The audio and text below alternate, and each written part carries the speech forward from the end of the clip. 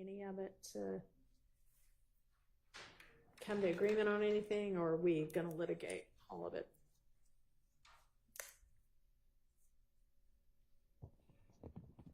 Your Honor, Yeah. just for clarity, are we discussing the evidence that was shared by Mr. Atkins on Friday night? Is that? I mean, I think there have been a couple of different shares. There was, I also don't, off the top of my head, know exactly when. There was one, and then there was the supplement, and then there's also, I think, something that Ms. Hilton shared that's in a spreadsheet, which I think covers the same things that Mr. Atkins provided already. So, I think there's multiple, God bless you, there's multiple things. Yeah. We sent the evidence regarding upcoming witnesses a few weeks ago, according to Mr. Atkins. What we sent on Friday, Your Honor, was the co-conspirator statements, making sure that the ones that the state intends to use were provided. And then yesterday, what I did was I provided a spreadsheet of the co-conspirator statements that are found within Mr. Garlington's wiretap, which had already been provided, and Mr. Sumlin's wiretap that had already been provided. Okay. So I just specified which statements from those wiretaps we intended to use. Okay, so that's a subset of the bigger set. Yes, so, Your Honor. I mean, we can start there if y'all want to start there, or are those going to come in later in the trial? Those are going to come in later in the trial. Well, Your then we'll Honor. set those aside for now. And we submitted the 31 through 60 witnesses. Right. Oh, I'm sorry. We submitted the 1 through 30 witnesses on August 8th, 2024. Okay. Judge, there was one matter with respect to the PowerPoint. I did send over the redacted one, and I spoke with, as I informed the court, I spoke with Mr. Williams about Mr. Ryan's statement and our intent to not use that. Right. So those two matters were off the table. Okay, so we don't have to deal with a motion to suppress Mr. Ryan's statement because the state does not intend to use that. And I've also been informed that Mr. Kendricks is not going to be filing a motion to suppress the first hour and a half or 2 hours or whatever of his statement. So we don't have, that's also off of our to-do list. Your Honor, on Yes. behalf of Mr. Ryan, and what was received on Friday, I think was our updated list of the people they actually intend on calling and co-conspirator statements, I believe. So we'll have Mr. Ryan's motions in limine, the basic ones of this is inadmissible hearsay, those types of items based on what we just received. I don't know if those are the immediate upcoming witnesses. We're going to prepare it as fast as we can. We're just kind of, as you know, getting the rolling. This is what's actually being introduced. And so we, in my speaking with Mr. Williams, I did let her know that if she had specific objections, there may be things that we could agree to. She did name some, and I agreed with her. So we were continuing to discuss those. So if after those conversations, Ms. Abbasi and Mr. Williams feel like there's still more to litigate, that'll happen. But that conversation and that dialogue has started regarding those things that have been turned over to Mr. Ryan. I think what probably would be the most productive is things that we have issues on, we make note of and make a record. This is the defense raises this issue, state agrees, so that they've been addressed and it doesn't, something got missed from the list or something like that. So we'll get with Ms. Love and do that. That's fine. We will that's get fine. that to the court as soon as possible. I don't know if they are in the next few witnesses category or not. I mean, I don't either right offhand, but if it is, we're litigating that stuff this week. Right. Could the state provide a little bit of guidance? No, Your Honor, the stuff for the Jamari Holmes are not within the next 10 weeks. Okay. All right. That works. How about Mr. Kendrick's statement that there's the Bruton issues on, right? And when's that going to get introduced?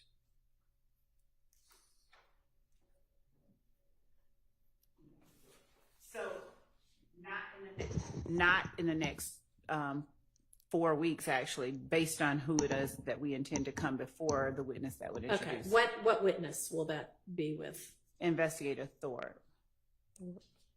Well, y'all got him listed as witness number 5. We do, but he has had, he will be moved down based on some circumstances that have occurred in his, Okay. he has some personal matters. Okay, so is it still going to be Burnett, Sledge, Zachary, Dean, Morton, Sprinkle, the phone custodians, Bernie, generally? Generally, yes. Okay, and then I guess Thorpe will be at the end of those now? Okay.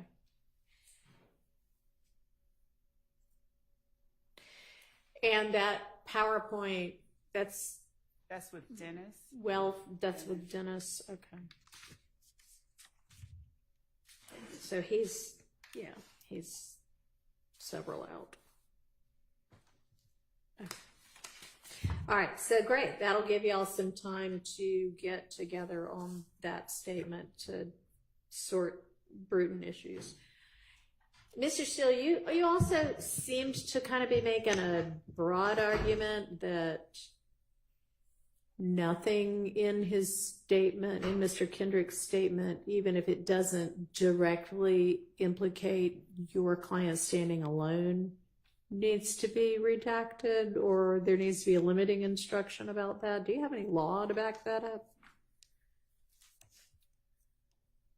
I'm trying to get proper law, but in this case, there has been over objection the announcement that YSL is a criminal street gang that Mr. Williams, according to 3 supposed experts, is a member of, in addition to Trontavious Stevens, said that Mr. Williams is a member of, in addition to Mr. Walter Murphy, had Mr. Williams allegedly as a member of.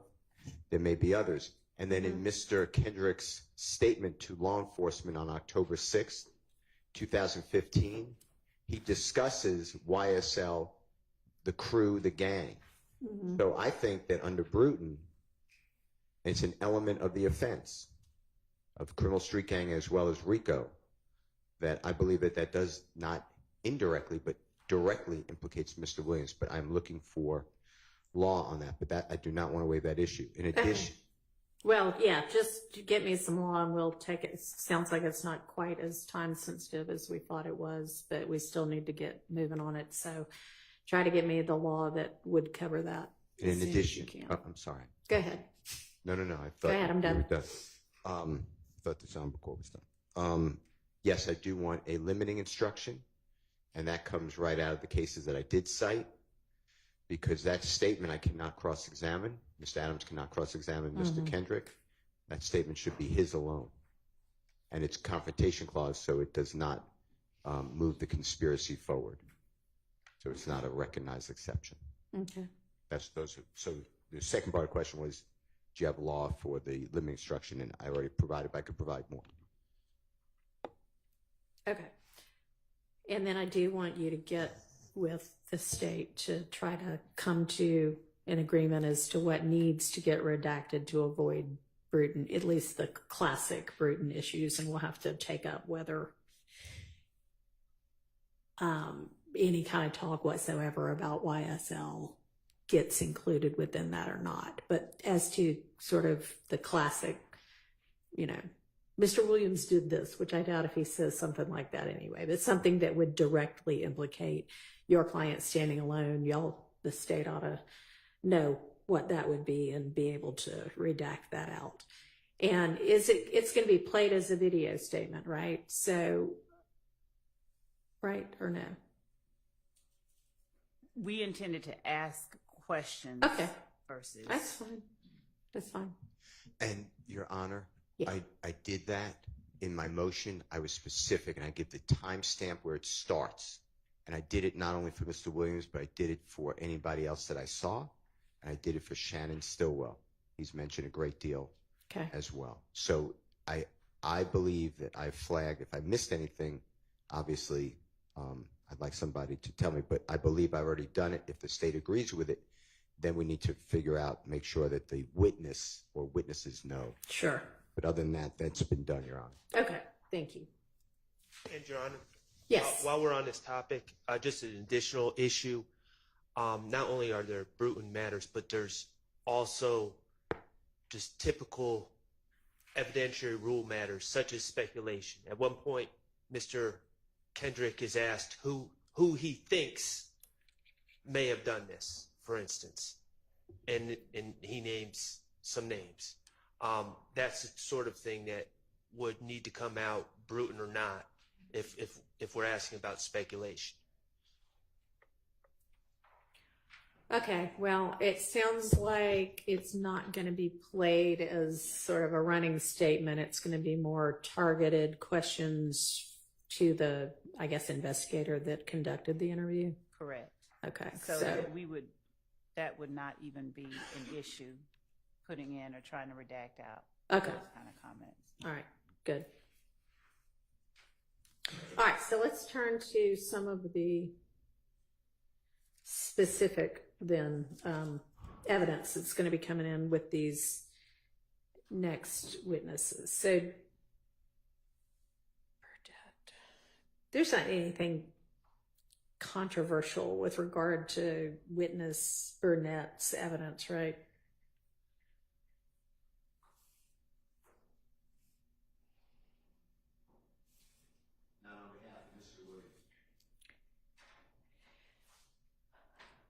And everybody else is silent, so I'm going to take that as a no for everybody else. All right, so Mr. Sledge, there are some co-conspirator statements from him. We already did his interview, right? Okay. Did we do his jail calls, or do we still need to do that? Maybe I can look at the more detailed exhibit list that y'all provided to everybody. Your Honor? Yeah. Before we discuss the jail phone calls, I do have one possible issue. I'm not sure how the state plans on doing this. I see what is this? The fifth row down on Mr. Burnett. Comparison photo infinity Q5 or Q50 and gas station still photograph. I don't know exactly what that means or how the state anticipates that presentation to go in court. I don't know what Mr. Burnett's qualifications would be to compare two photos. So I'm just wondering how the state anticipates that playing out in court. Okay. So are you looking at the first 30 witness list? Is that what you're looking at? I believe I'm looking at the same thing as you. It starts with 81 and then Copeland under the witness. No, I think you've got a more detailed one than I do. I need to find the more detailed one. That was a Dropbox link, right? Correct, Your Honor. And in regards to what Mr. Shard is addressing, Mr. Burnett, both back in, I forget the exact date, but during Deputy Sprinkle's investigation, he worked at an Infiniti dealership. He's worked for Infiniti for over 20 years, so it's lay opinion testimony. Obviously, the state has to lay the proper foundation when he's on the stand, but Right. his ability to recognize Infiniti vehicles is through his 20 years, and he personally has driven Infiniti cars. So obviously that has to come out, but it's not scientific expertise. It's He's classic an lay expert opinion. because he's got all kinds of daily experience with it from the last 20 years. Or Yes, Your whatever. Honor. Okay. Okay. So does that answer your question, Mr. Sharp? It does. So I guess Mr. Atkins, you are going to ask him in front of the jury to compare the two photos and testify whether they're the same type of car. Is that Correct, Mr. Sharp. okay? As one piece of his testimony, I mean, essentially, after the foundation is laid, he will use his lay opinion as a 20-year Infiniti rep to state his opinion of what specific vehicles are in both exhibits admitted and, demonstrative photos that are included in that Dropbox link. I don't know if I would like the Honorable Court to look at the photographs. I don't know if we need a individual lay person to say that these are similar. You, Mr. Atkins, are saying lay, but then you're describing something that I would think if this is beyond the ken of the average juror, it's expert, even if it's based on his 20 years as an Infinity rep. So, which is it? So, Your Honor, he can be, his experience as an Infinity rep, if he needs to be deemed an expert to state what the vehicle is in specific photographs, it's all through his training and experience of working with Infinities hands-on for 20 years. Okay, well, that would probably then be expert, but do you want to show me what it is that y'all are, I see that one of the things listed is comparison photo, Infinity, Q50, and gas station still photograph. Is that what you want me to look at, Mr. Steele? And, Your Honor, some of these exhibits, so there's the exhibit of the drive-by shooting that resulted in Mr. Thomas's death that is at nighttime. And there's also a lit up, the Texaco gas station that's like 50 feet from the crime scene location. So that Infinity vehicle, in the state's belief, is the same vehicle seen in the kind of more lit up gas station and also the vehicle that did the drive-by shooting. And so it is not as easy for just a juror to decide, because of the quality of this 2015 surveillance video, what kind of car that is driving down in either of these. So are you going to have Mr. Burnett look at the darker, more grainy drive-by and say, I can identify this as an Infinity because of X, Y, and Z things? Correct, Your Honor. Okay. And then you're going to have him look at the same thing in the gas station photo and say, in my opinion, this is the same Infinity because of X, Y, and Z things? He will speak about the make and model of the vehicle. He won't be able to definitively say that's the exact same car. But you anticipate he'll be able to say, this is the same make and model as the one shown in here, and here's how I know that, here's how I'm able to determine that? Correct, Your Honor. Okay. That seems legitimate, and then obviously the jury will be instructed they can believe it or not believe it, but that seems okay. Okay. All right. So then we have Mr. Sledge and his jail call. Did we already do his jail call?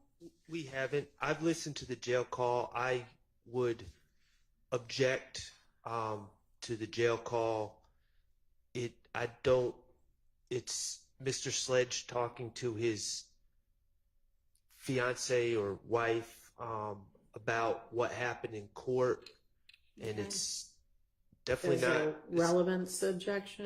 It's not relevant. It's speculation. It's definitely not furthering any conspiracy. I'm not sure why that would be admissible. Okay.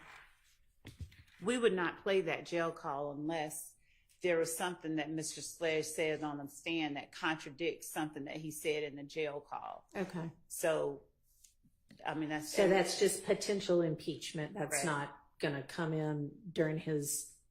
Right. Okay. Right. All right. Well, it's still out there as impeachment if that becomes an issue, but we won't. Yeah. It sounds like they agree. Okay, and is that it for Mr. Sledge? We already did his interview, so that's the only jail call. Right. Okay. All right, so then Mr. Zachary, and we've done both of his statements already. Jail calls and social media. Yes. Is there an updated, can I ask the court to inquire whether there's an updated contact or address or both for Mr. Zachary?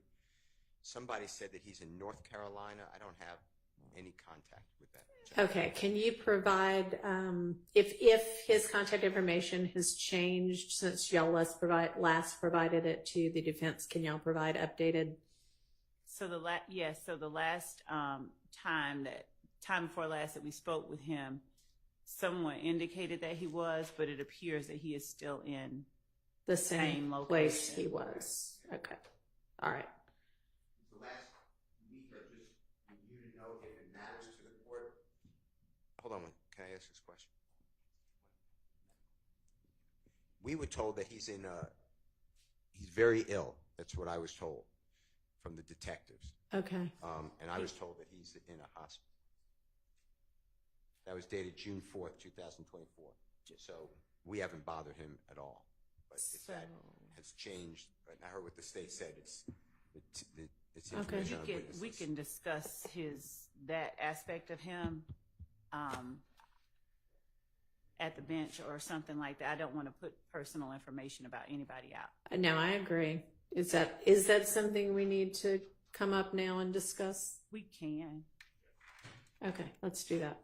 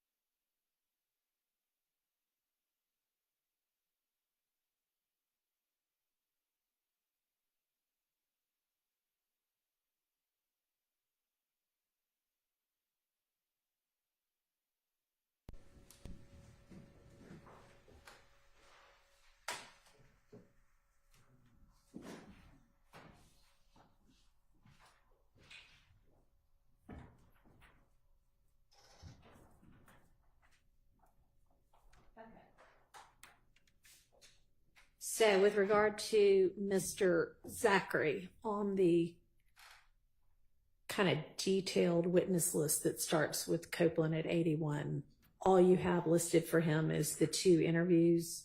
On this other thing that we all got several weeks back that just kind of had the order of witnesses, you also had social media and jail calls. Is that something we need to sort through?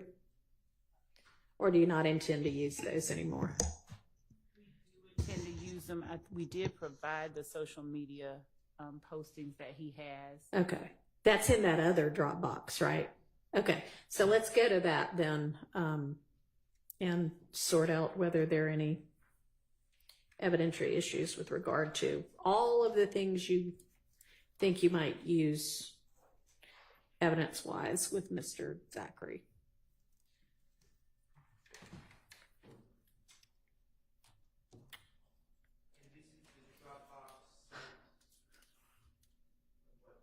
On the 8th of August.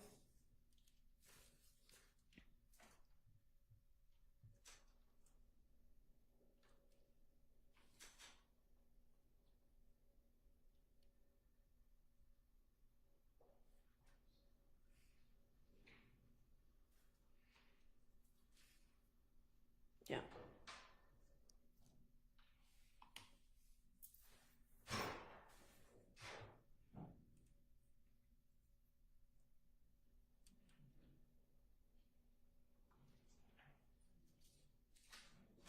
We put all this in there.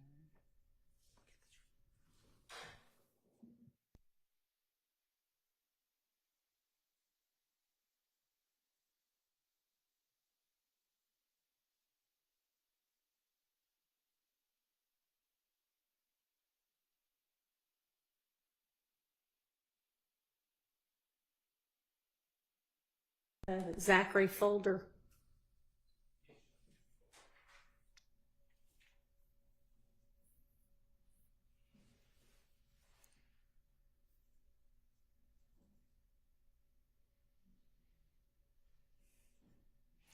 So we've got a group of social media, and then we have a couple of, well, I mean, we probably should just make sure while we're here in this folder that there's not going to be an issue about any of the rest of it either. But let's all open up the social media folder first and voice any objections to any of what is in that folder so that I can take those up.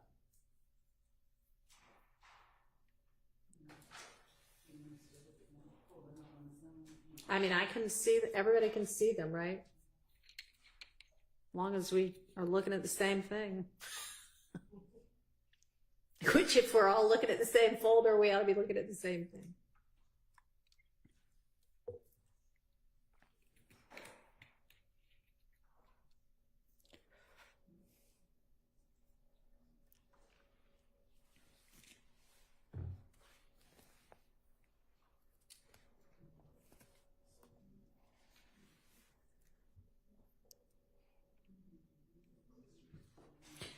And like, presumably everybody has already looked at all of this because y'all have had it for a couple of, week, 10 days, 2 weeks, something like that.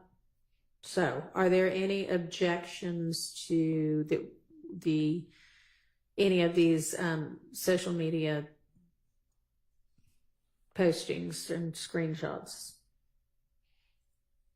Just as a general objection, Your Honor, it's not a huge deal with this first photo, but the way we've been doing it is any non-testifying witness, if they've made comments on social media, and I'm not talking about the poster, but just other people, we've been redacting that.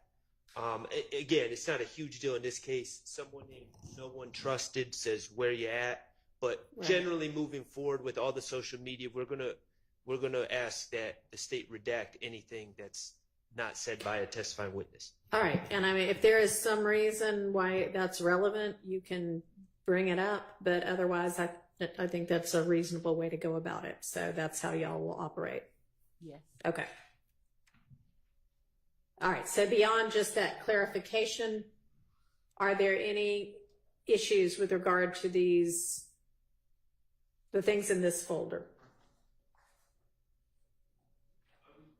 There are 23 different items in the folder.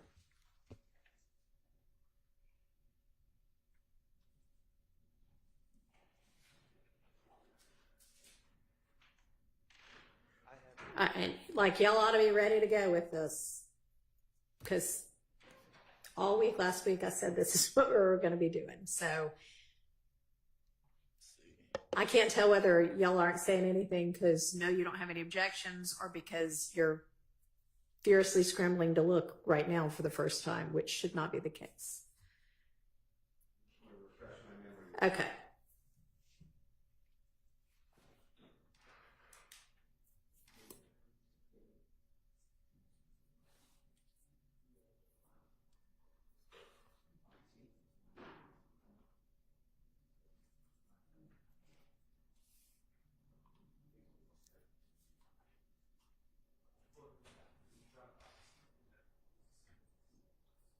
It is.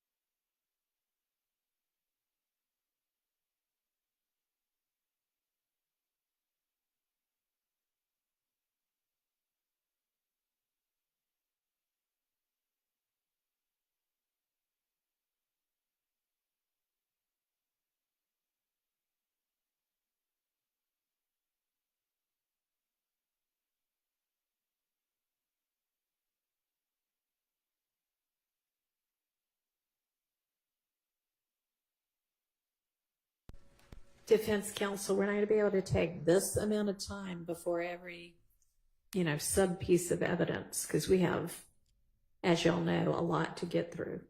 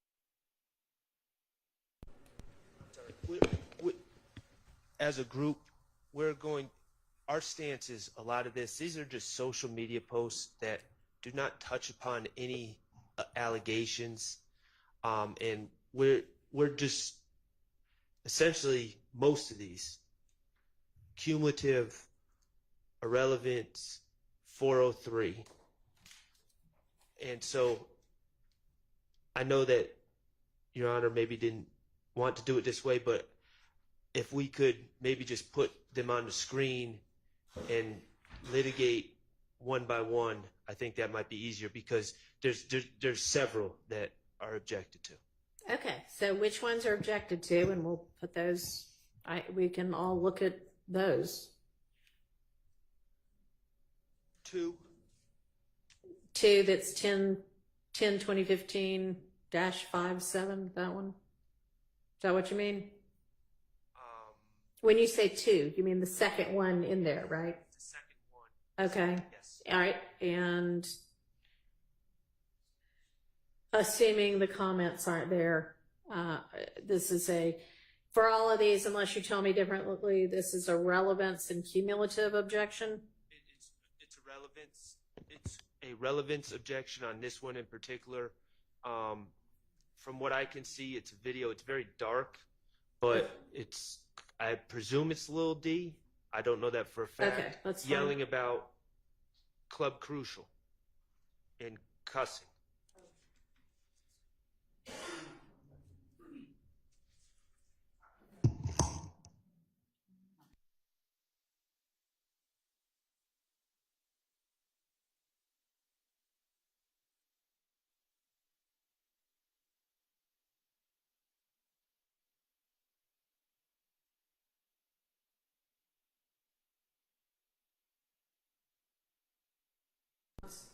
Judge, this video,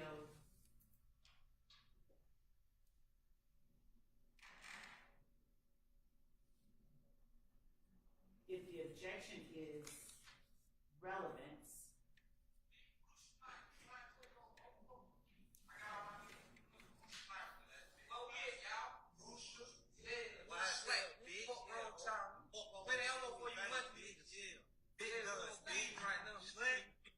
so if the court was able to hear what was being said, this was a public declaration by a YSL member on his social media page that it is Big Brucial.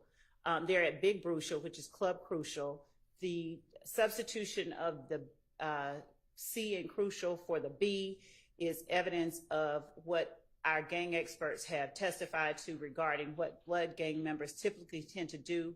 Okay. Mr. Zachary is referencing not only himself, but slime takeover at Big Brucial, YSL. They're using YSL jargon.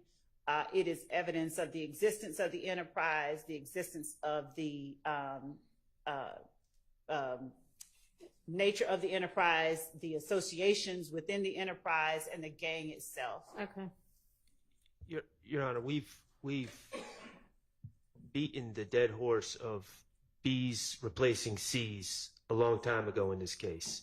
The state has played numerous videos of young men like 13, 14 years old hanging out in a parking lot saying B instead of C. And I mean, at some point, this is just, okay. Like, we've talked about this. All right. So is the point of this that it is from Mr. Zachary himself and it is relevant to his credibility as to whether you tell me, why is it not cumulative?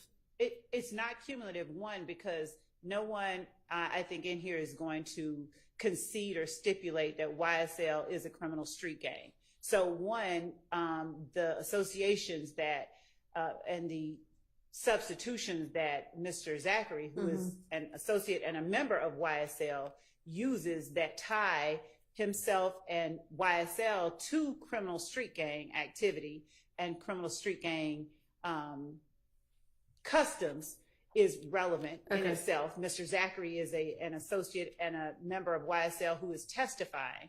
The fact, unless they're going to stipulate to these things, to the fact that YSL is an enterprise and that this is the nature of the of their behavior, of their actions, then none of this is cumulative when Mr. Zachary hasn't testified and the jury hasn't heard from this witness. Okay. All right. I think that it is probative to show, on the issue of his credibility and what he may know about the gang, because I assume that there might be some argument, oh, well, this is part of his plea deal and this is something that occurred prior to any of that arguably shows his connection.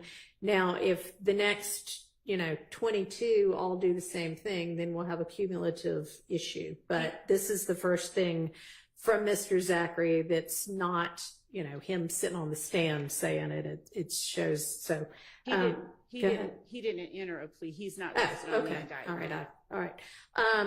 So I'm going to overrule those objections. What's the next item that y'all have? Number 3, relevance. Okay. And relevance. Let me.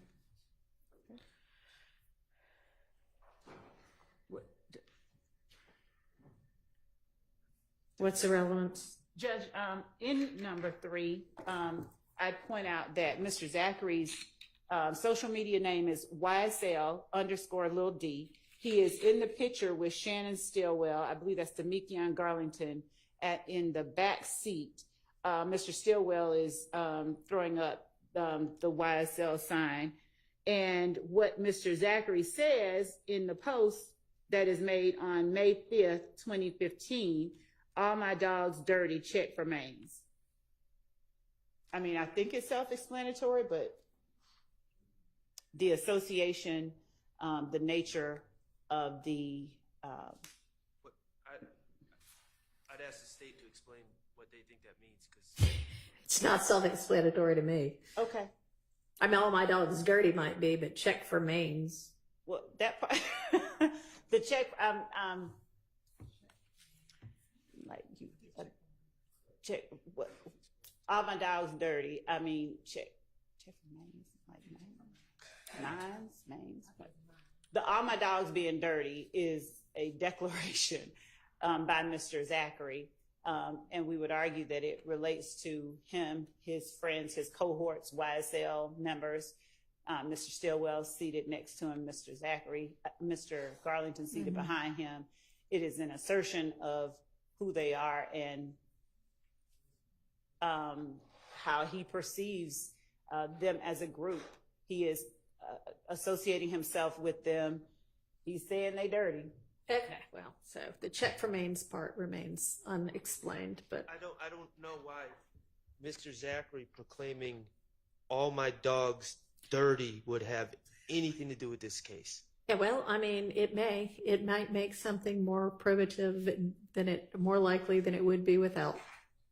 So I'm going to overrule that. It may or may not mean what she asserts it to mean too, but that's for y'all to argue. Okay, which one's next? Number 5, relevance. And I'll just point out that we have already through 3 and 4 and 1 and 2 established that YSL Lil D is his handle at this point. Yeah, so we don't need it for that anymore, but here we've got stack of money and a firearm. I don't... What number 4 you on? He said 5. I'm sorry. 4. I'm sorry. Okay, well, I'm looking at number 5. So let me get back to number 4.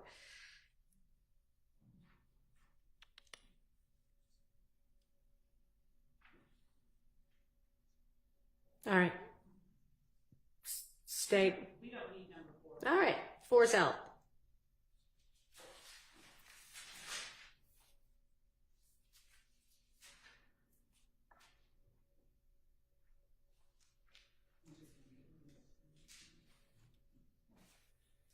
Is 5 next, or what's the next one?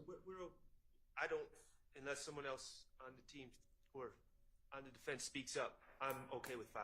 Okay. So what's our next one we have objection to? Number 6, there's no objection, assuming the proper redactions are made.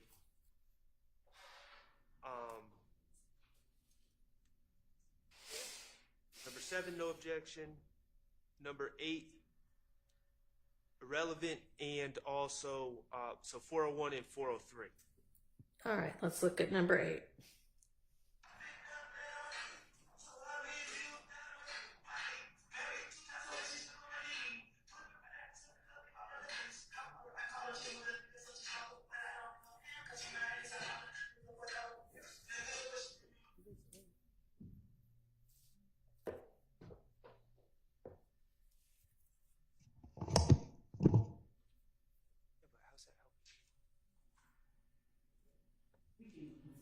All right, they're not going to use 8.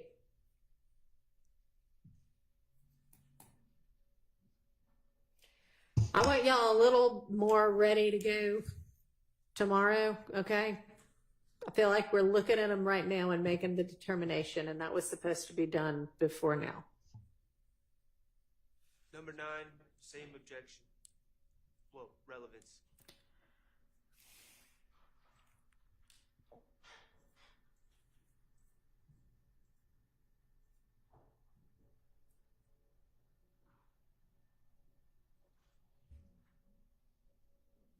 Response. And also, to the extent y'all can get together and agree like you did for a couple of the statements, that would save court time as well.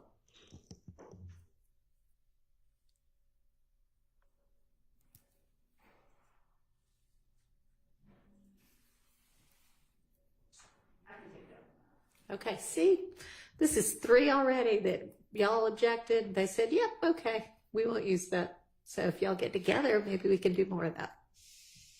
What's next? Number 10, relevance. 401 and 403. So this, I think we may have, number 1, we may have already put in the picture, but number 2, it is the association with not just Mr. Stillwell. Here it is the witness in the elevator with Mr. Or in the photograph with Mr. Williams, and I believe it was Copeland standing in front of them, and this was posted January 2nd, 2015, 8 days before the Diamond Thomas murder, and the caption is at Woody 372 at SB _ living lovely at Thugger 1 a heart and the green snake emoji for the YSL gang. So our argument is that this shows an association. All right, I'm going to allow that over objection. And I've run the 403 analysis and overruled that. What's next? This appears to be actually my client's post. I don't know which number we're looking at. 11, where I'm presuming, standing next to a gentleman that goes by Trouble, who I believe is deceased now and is, oh, okay, it's a different Trouble, I'm sorry. He is not deceased, but I don't know, his name has never come up in this case at all. Okay. So I don't know what the relevance of that would be. Relevance? Judge, we don't have to introduce this photograph. Okay.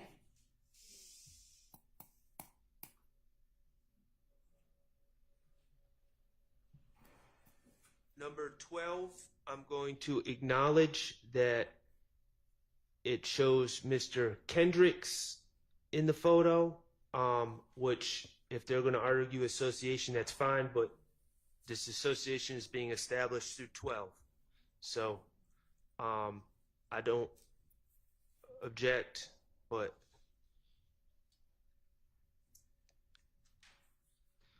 Understood. If the next 5 do the same thing, it'll be different.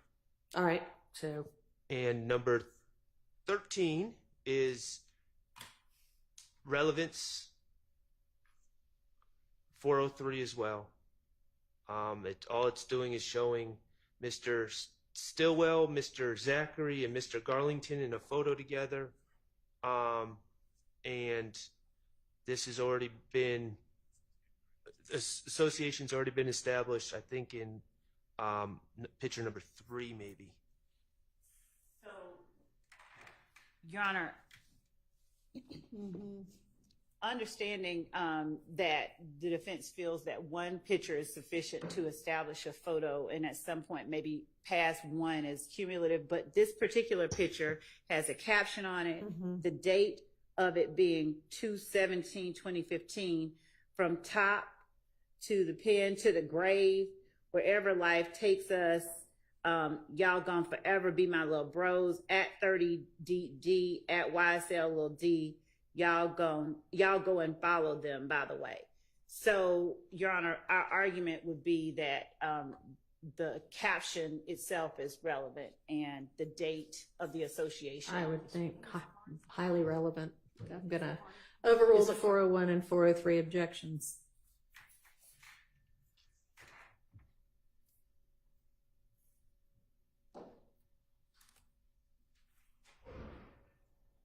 What's next? Number 14 is a post by YSL Buck. That individual, to my knowledge, has not come up in this case at all. Yes. So I'm. All right. Oh, is that Buck?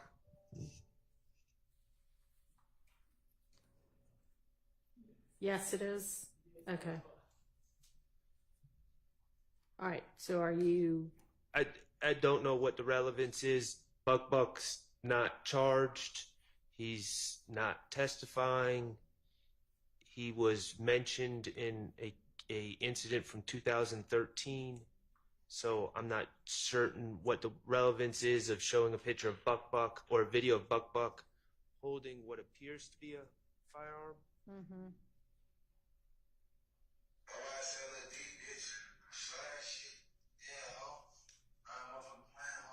Real big bullets, bitch. I don't even play with her. Yeah, ho. That's how the boy bills her. Fuck they doing. So that's how the boy bills her, my motherfucking big bro snake. If you hit play, the first person you see as they're talking about YSL, Big B, little bitch, is Quindarius Zachary. So that's further evidence with the gun. It's further evidence of the association and the nature of the enterprise and the nature of the association. One more.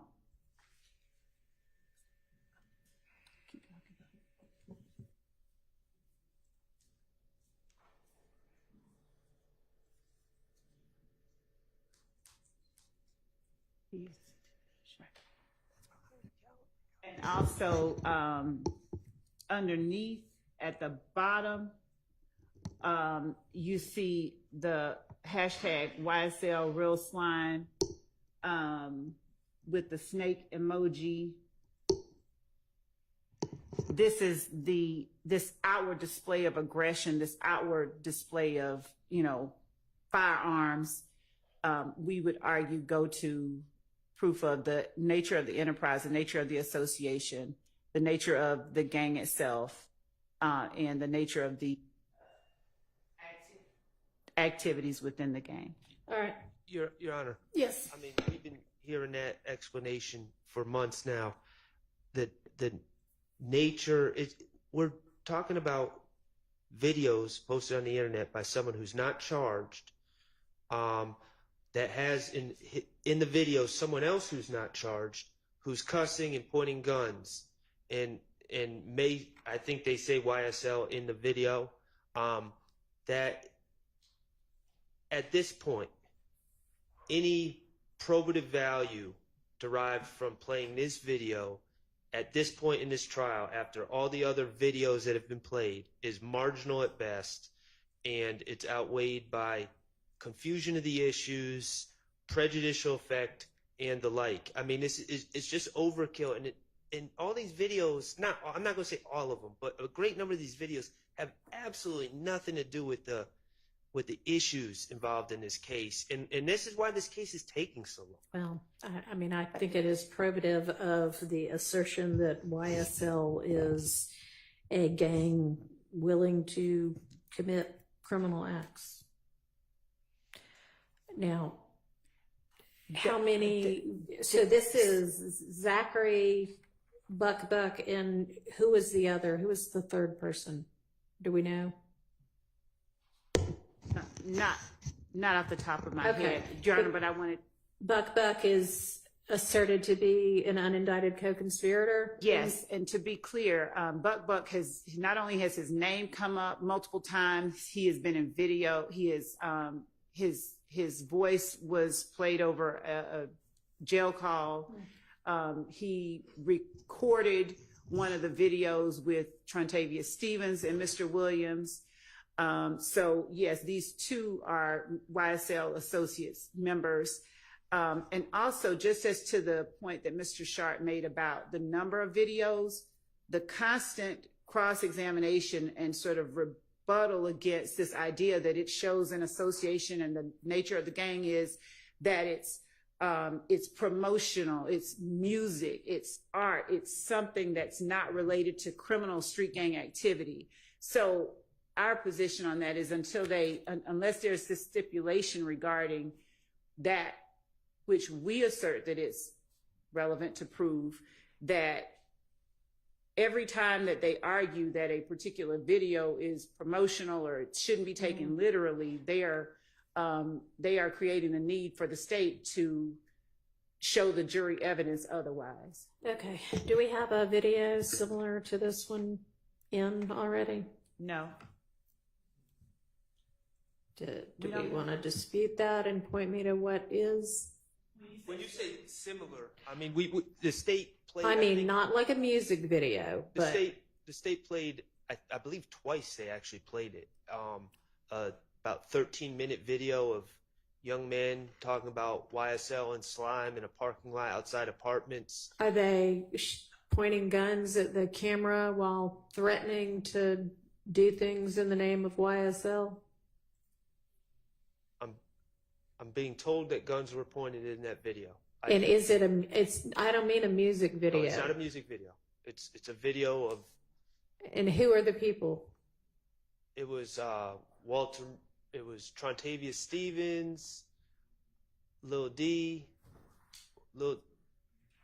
Mr. Williams, Walter Murphy. But not Buck or Zachary? Lil D, what was that? Okay, so Zachary, I'm being told, was in it.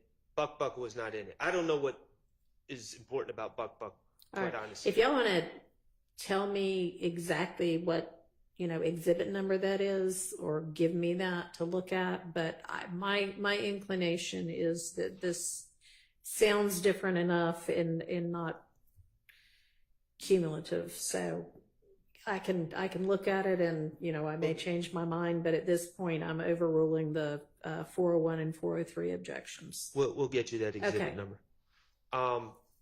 15 is my client's undated Instagram post showing a picture of Mr. Zachary. I believe that's Mr. Zachary, although it doesn't quite look like him. I believe that's him. And he's standing next to a platter of pastries.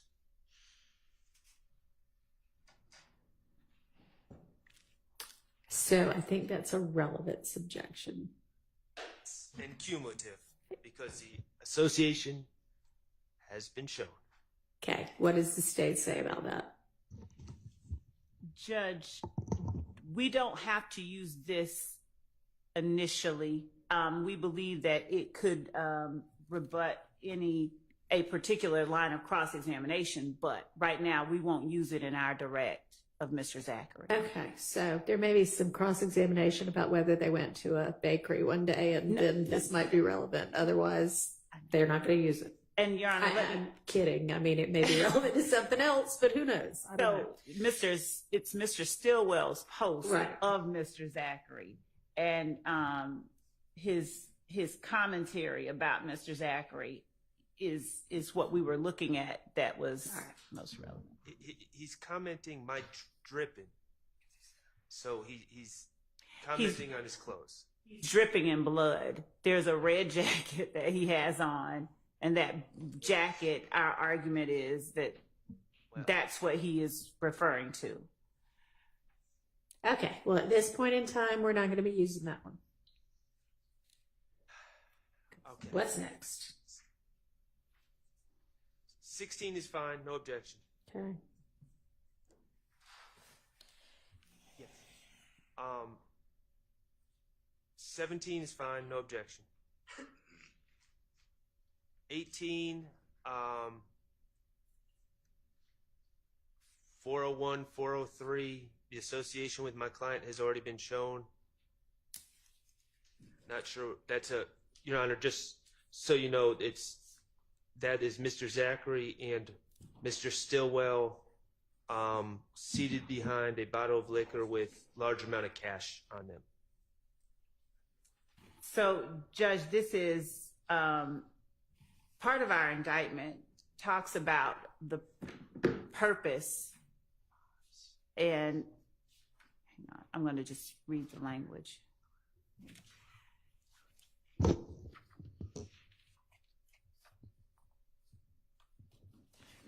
Obtaining money as associates of Young Slime Life, the defendants conspired to associate together for the purpose with others for the common purpose of illegally obtaining money and property through a pattern of racketeering activity, including robbery, theft, and the unlawful sale of and distribution of drugs. Mm-hmm. This is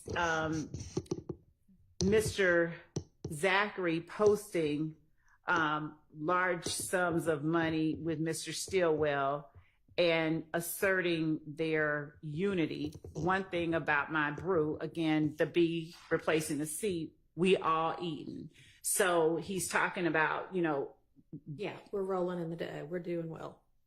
Do we have other things that already show this that are similar? When you say similar, No, I don't actually think there was a cumulative argument on this one. It was relevance and 403. Overruled. What's next? Number 19. Ms. Westmoreland. number 19? Is that the next one?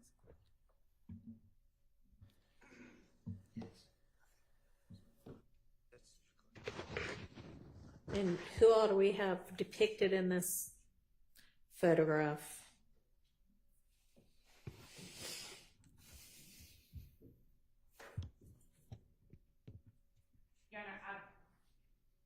We believe that this is Mr. Zachary, Mr. Nichols, and the third person we're not certain about.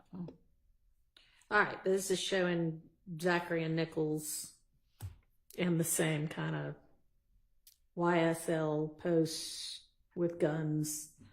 Showing, yes. Okay. Your Honor, 403. So, Highly prejudicial, outweighs the probative value. it does not. Overruled.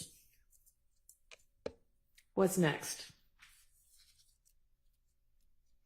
I don't have a problem.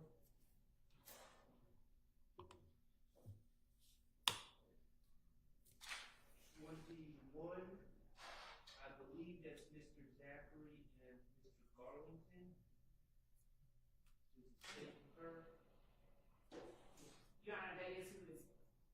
Okay. That is who is shown in this photograph.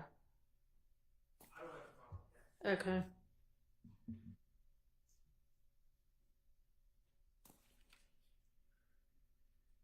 Number 22 is Zachary and Garlington.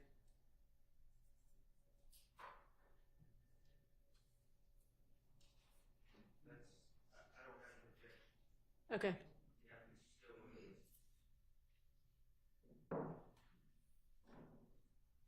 23 is another picture of Mr. Zachary and my client, Mr. Stillwell, at some sort of arcade, sticking up their middle fingers. I would object to that.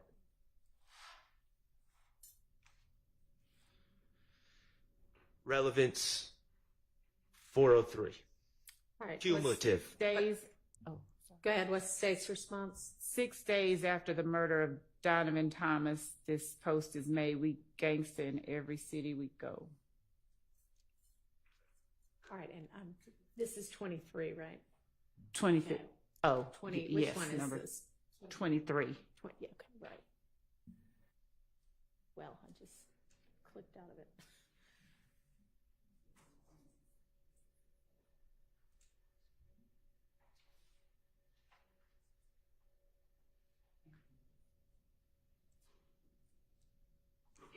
And the main objection is 403 on this one. And relevance. And Your Honor, while we're at it, the state said, brought up the caption. I don't know why that caption would be displayed. That's the words of Lil D. Sure, he's testifying. I guess potentially that could be impeachment, but I don't know why his out-of-court social media declaration would automatically be admissible. It is the assertion, the public assertion, the fact that it is made publicly to display their dominance. This is 6 days again after Donovan Thomas. We believe that they went out of town into another city following the murder of Donovan Thomas, and an assertion that we are gangster in every city that we go. The fact that you made the post, that you put yourself out there with another YSL member in itself is evidence beyond the words that are spoken. What rule of evidence would allow an out-of-court declaration by someone who's is not a statement of a defendant or a statement of a party opponent? I don't know what rule of evidence. They keep saying because he's saying they're gangsters. I assume, is he alleged to be an unindicted co-conspirator? I would think that would be the rule of evidence. I don't know how this would be deemed in furtherance of a conspiracy. Because it shows, number one, it asserts their dominance. It shows, it asserts their cohesiveness. We are gangster in every city we go. It promotes their, pull up the indictment.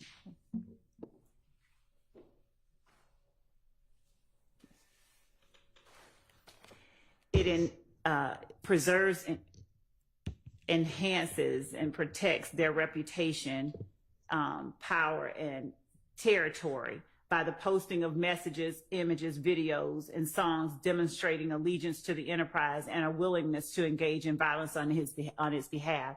It is literally a line that I just read is literally a line from the indictment. And so this post itself is proof of that assertion and allegation in our indictment. All right, I'm going to hold my ruling on that, and we'll see what else we've got. And Your Honor? Yes. For all of these that we're going through, there has to be some sort of foundation. I mean, if Mr. Zachary says, yes, I posted something like that, then that would be bolstering, right? It would just, or cumulative. If he says, yeah, I posted that, and this is the reason why, just because it's in the indictment does not make that assertion credible. So the witness has to testify to all this before it just comes in as an exhibit. Am I wrong? Well, I mean, it has that's to what be I will be introduced objecting. in some form or fashion. It has to be introduced. That part we agree, but not that it's not permissible or admissible as an item of evidence just because he says I did post it. Right. Okay, so I'll withhold ruling on that one. What's next? That's all the social media in this folder. All right, so Oh, yes. What's the exhibit number? And Your Honor, yes. the exhibit number for that other video that's already been played states 16. Oh, I'm sorry, 60 WA. Okay. If y'all have it handy and can just shoot it to Ms. Bursfield and I don't have to go through the former court reporter to find it, that would be great.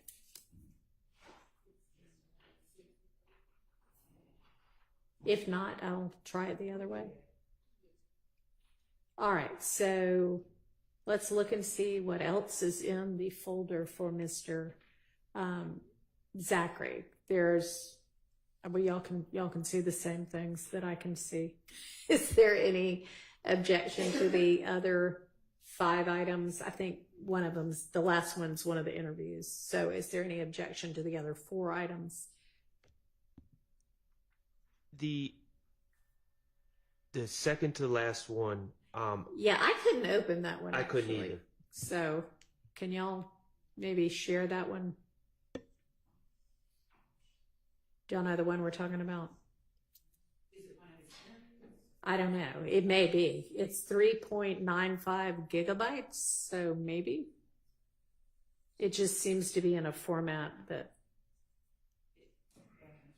It's an evidence review or interview. Okay, so it's the other interview. Okay, that's fine. All right, so then objection to the other 3 items.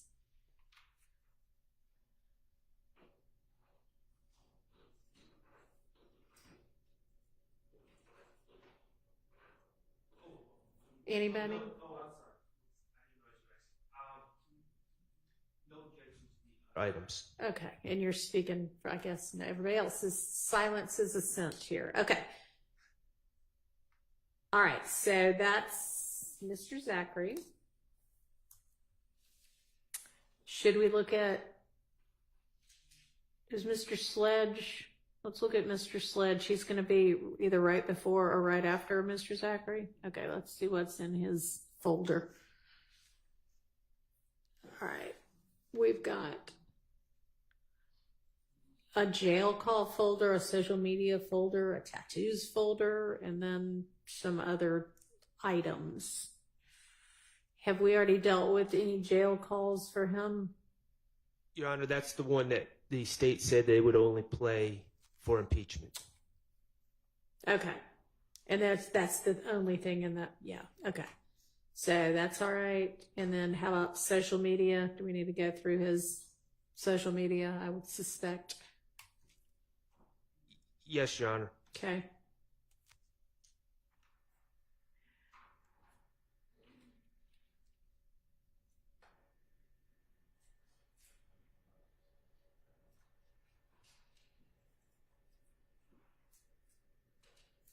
Excuse me, Your Honor. Yes. Could I have 5 minutes before we begin that process? Yes.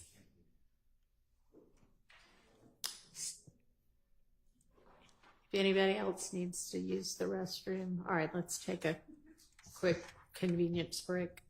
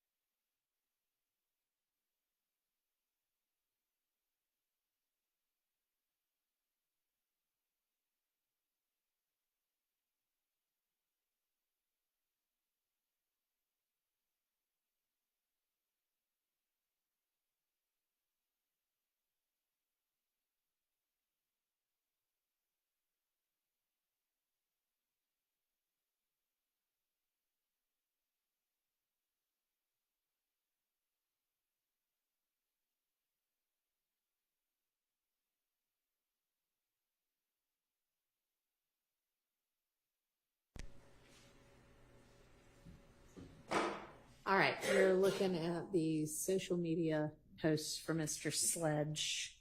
Which ones do we need to litigate?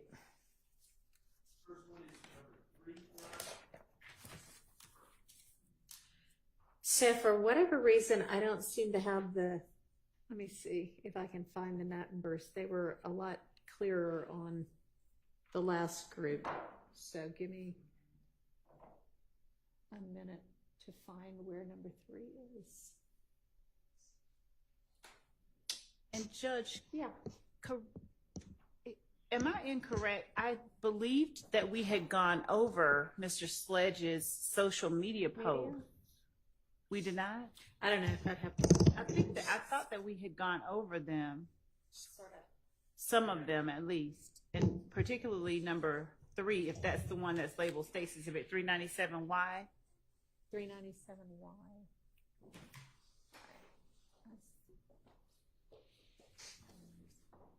No, I've never seen that.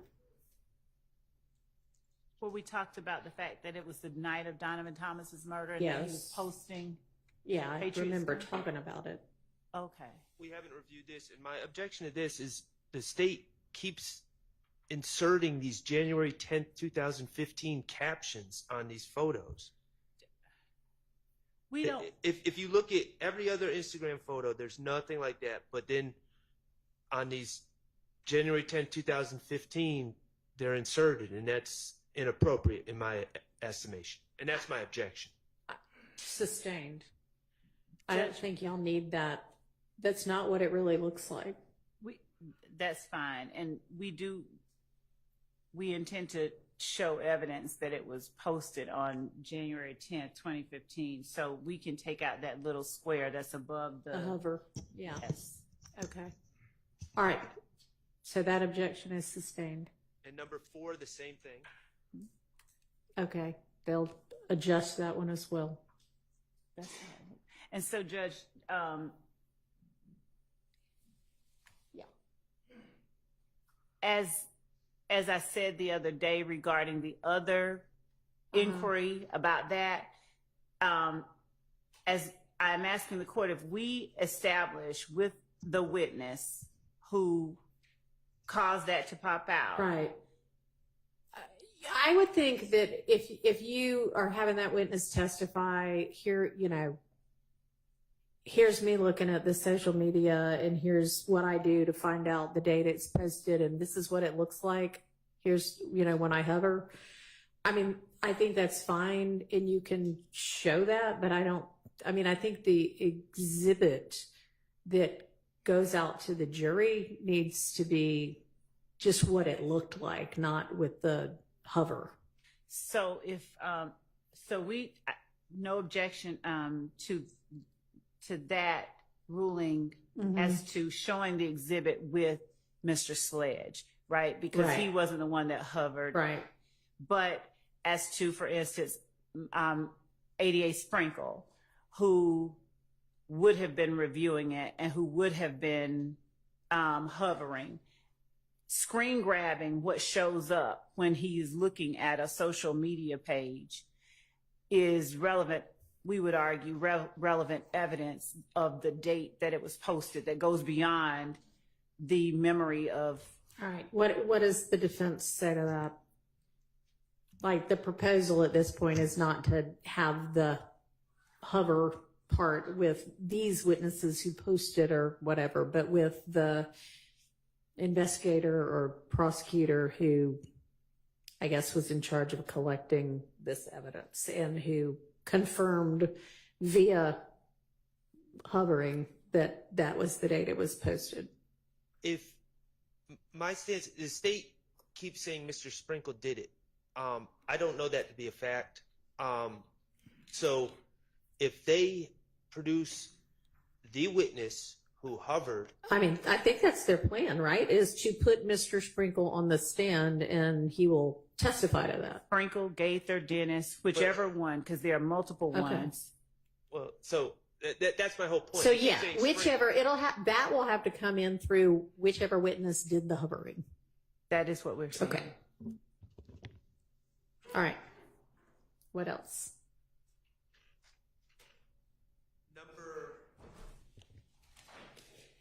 5 is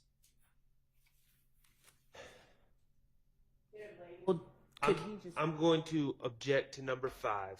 which one? It's I a can't tell what number 5 is. These aren't labeled the same way as the other ones. on your top right of your screen. Do you have something that says 5 of 37? Okay, yes, and they're also labeled. So that's State's Exhibit 399 Yankee.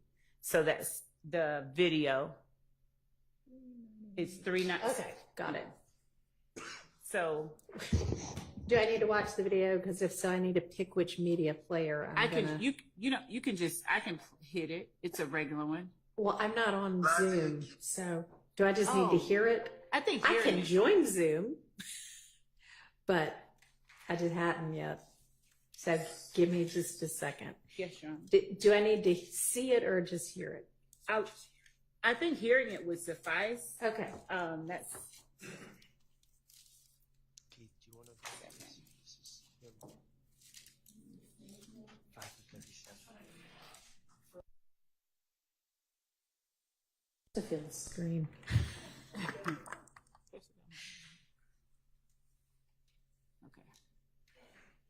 Kids, you lied to your mama, I just forwarded. but you get in the courtroom and in the investigation room and tell them punk ass people the God honest motherfucking truth.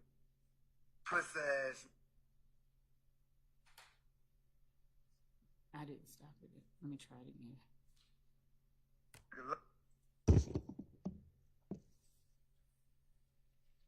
It's loading. Oh, Lord.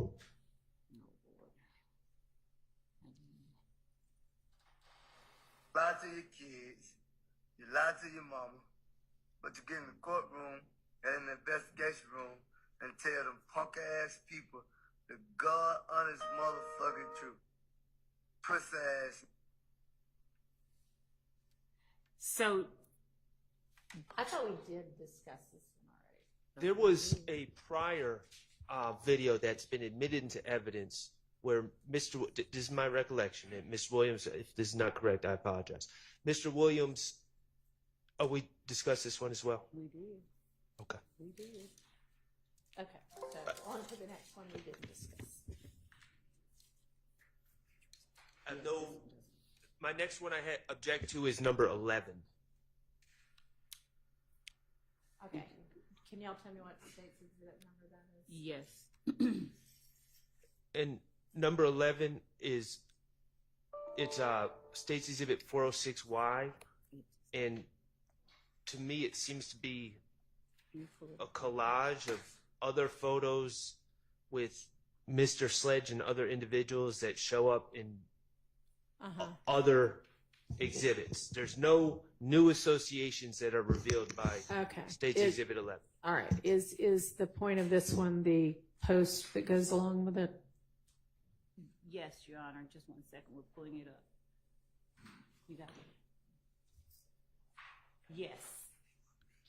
Just to put on the record what it says. I love my slimes, well, snakes, and they green heart emoji me.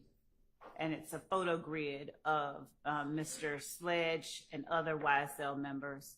So, yes, the post and the association and the public proclamation of that association. All right, so similar to when Mr. Zachary is himself saying, yeah, these are my YSL people and here's me with them. If we don't already have something, I mean, we may have these individual pictures, but we don't have this assertion yet by Mr. Sledge, then that is not cumulative. So that's admitted over that objection. Number 13 has a similar caption. What's our exhibit number for that one? 408Y. Okay, thank you. Has a similar caption, and it seems to be my client dancing. Okay, so that one's a video, which I can't open. And I don't know why, even though I'm now on Zoom, I can see it on Miss Persifield's, but I can't see it on mine. Ms. Hilton, if you could share via Zoom, that would be helpful. Oh, there it is. Okay. I got it now. Are you going to hit play? Share the sound. Yeah, if you want to figure out the evidence of your.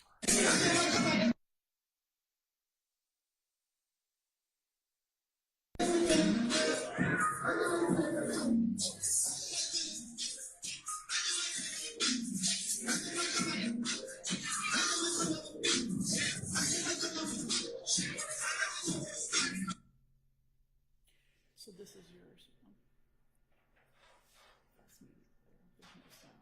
Okay. All right. If you push the next one, Why wouldn't I? Okay. it's popping up over there. Thanks. Okay.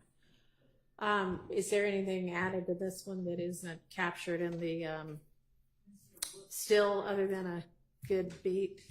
You just created a soundbite.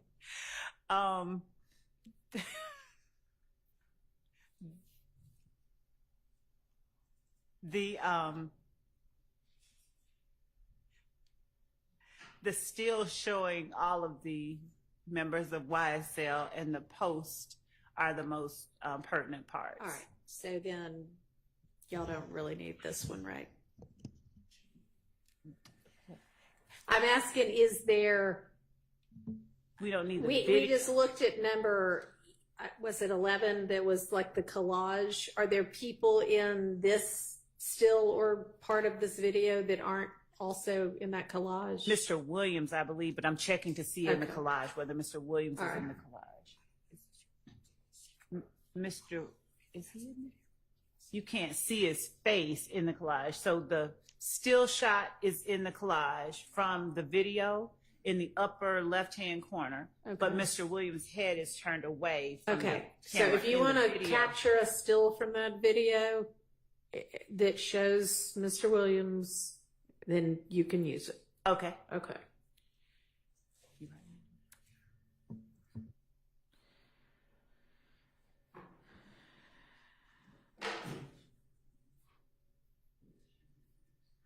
Next. Number 14 is the same thing. 14 is which exhibit number? 410Y or 09Y. I'm sorry. 409Y? I thought that's what we were just looking at. That is, Your Honor. Oh. Well, no, that's a different one. Okay, that seems cumulative. Unless there's some reason that the state believes it's not.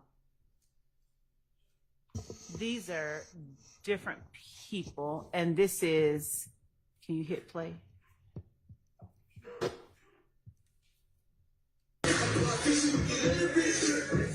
is Mr. Sledge, Trontavia Stevens right there, and Mr. Williams' sister, and showing the association,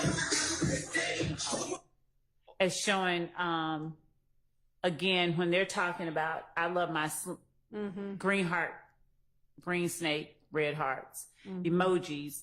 We have jail calls that we have asserted are co-conspirator statements that involve Mr. Williams' sister. Okay. All of these same people are in. I don't know that the sister is. Is the sister? There's another exhibit, 405Y.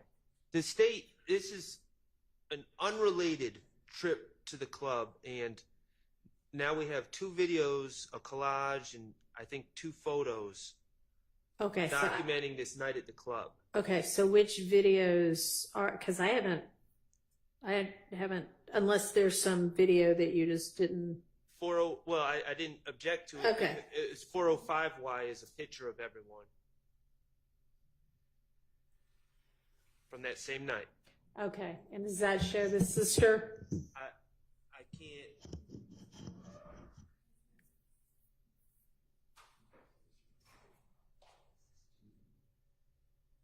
Does the state know whether the photo that's a big group shows Mr. Williams' sister? Okay, two things. So I don't know that it's the same night as Mr. Sharps argued, but Well, I'm not looking sure at that's relevant. If the point of it is to show their association, then whether it's the same night or not, Okay. does this show Mr. Williams' sister with this, general crowd of people? Okay, we're going back to 405, was it? Yes. This one?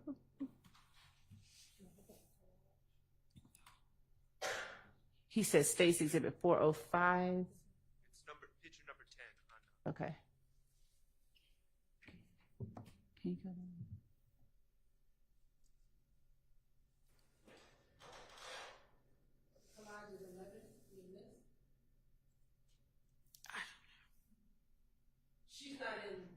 down? Okay. Well, then that video then shows something that's not shown already. So that video is number 14. So that's admitted over objection. What's the next? 410Y.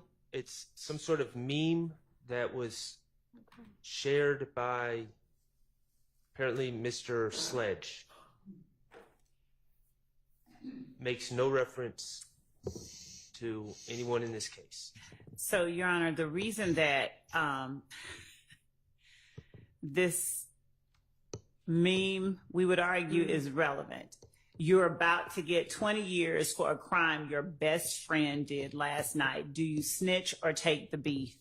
You tell the punk ass police to do their fucking job. So Mr. Sledge, in his interview, he essentially said as much. On his video that the court heard a moment ago, he intimated as much. But what he's doing in this particular posting is making a public proclamation displaying their belief towards snitching. You have not only Mr. Sledge making that lie to their mama, lie to their sister, get into court and tell the God is on his truth. You have Mr. Williams, who posted a similar video with Mr. Sledge apparently in the background, mumbling, saying, sort of signing on to whatever it was that Mr. Williams was saying at the time. We would argue this right here is more of that, this is who we are. We don't snitch. You let the police do what they're supposed to do, but you don't tell on your friends.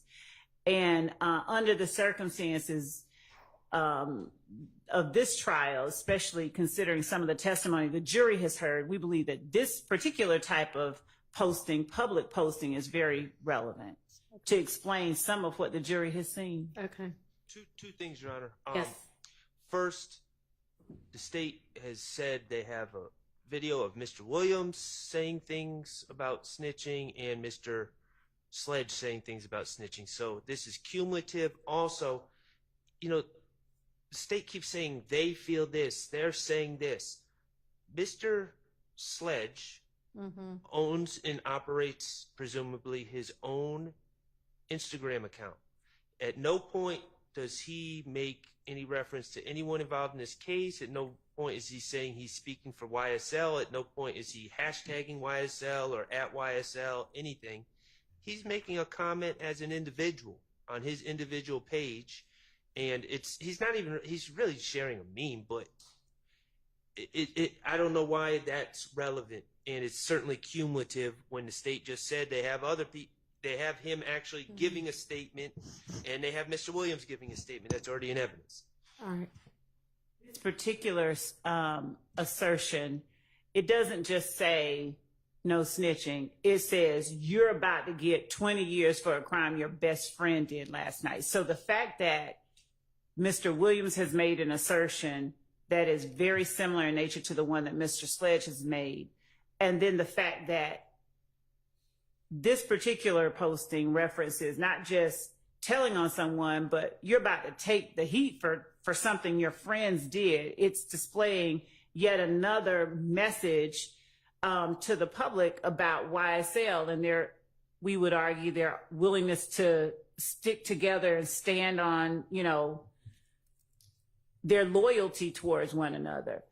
The argument, I don't know that it's so much necessary to say that it's, it would be our argument that he is asserting the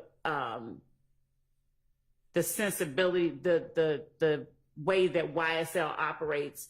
That's what we would be doing. It's proof. We would argue it's our evidence of the way that YSL sort of. All right, I'm going to promotes sustain itself. that objection on 403 grounds. What's next? 413. Why? Is this the same video that was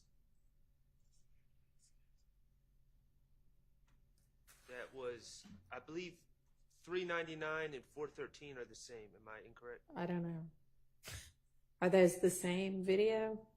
Oh, I'm sorry, it's a different video, but he's saying the same thing. He says the same thing twice about snitching and things of that nature. So, do I need to hear what this says?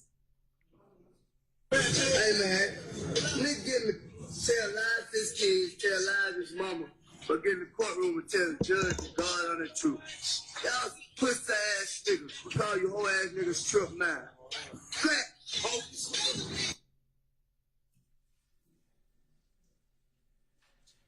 So, I think it's actually, and I think it's the same words. One time he's wearing a white t-shirt, it appears, and one time he's wearing a white tank top. I don't know why he recorded it twice. We can just use this one, especially since he says black at the end. Okay. BLATT, black. All right, so this one, and what's the number that you're not going to use instead? 399Y. 399Y will be out then.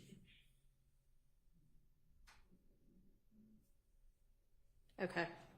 And Your Honor, the other issue is that posting it multiple times, posting their feelings about snitching multiple times, it is meant to reinforce how strongly they feel about it. All right, so what were the dates of the two posts? I had understood you to say that you wouldn't use the other one, but are you now saying you do want to use the other one? So we would ask, yes, to use both because if one is on July 19th, 2015, and the other one is on 399 is on July 19th, 2015, and the other one is on March 25th, 2015, we would ask to be able to use both. Okay. Well, I mean, that does show that this isn't a one-time thing. I guess at least this guy wants to reiterate it. So I will admit that then. What's next? 416Y.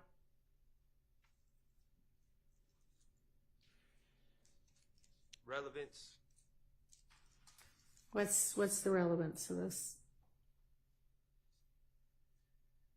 Get it up.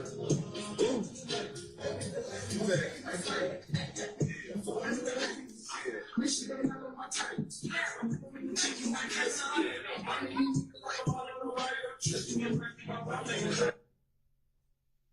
So who all's in that? Martinez, Arnold, Diamante, Kendrick.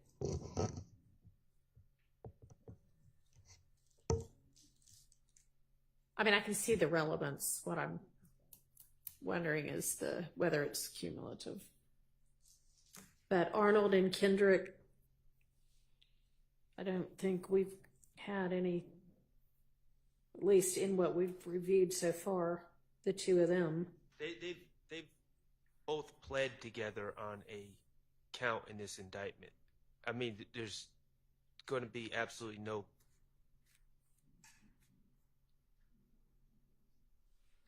No, not on this indictment, but there's a count in this indictment, Right. and an overt act where they both pled. Yeah. No, So- no, I'm saying we don't have any videos or photos that we've at least looked at today that have the two of them wearing YSL garb together, right? I don't think we have. Okay, well, We have.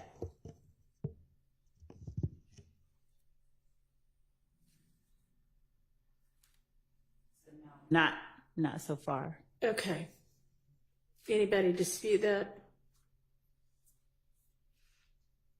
I don't believe so. Okay, then that will be admitted over objection. What's next? Number 22. It's another video that I don't see the relevance. Okay. 417Y. Thank you.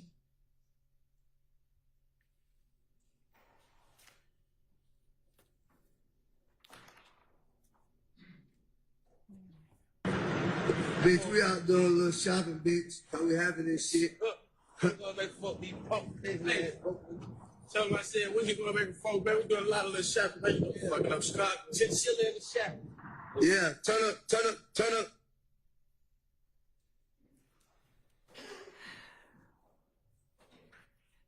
So that was the extent of that. Was the court able to see it? I mean, tell me who all's in it and It's why Miss- it's Shannon Stillwell, Diamante Kendrick, Antonio Sledge.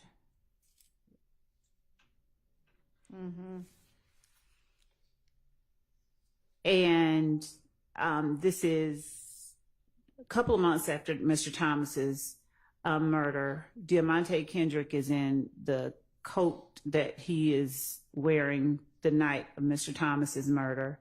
And they are still very much associating with one another. One of the arguments that was made the other day by, I believe, Mr. Sharp was he objected to part of the factual acknowledgement of Mr. Sledge and argued that he would have had no basis for personal knowledge of information that had happened on a particular night.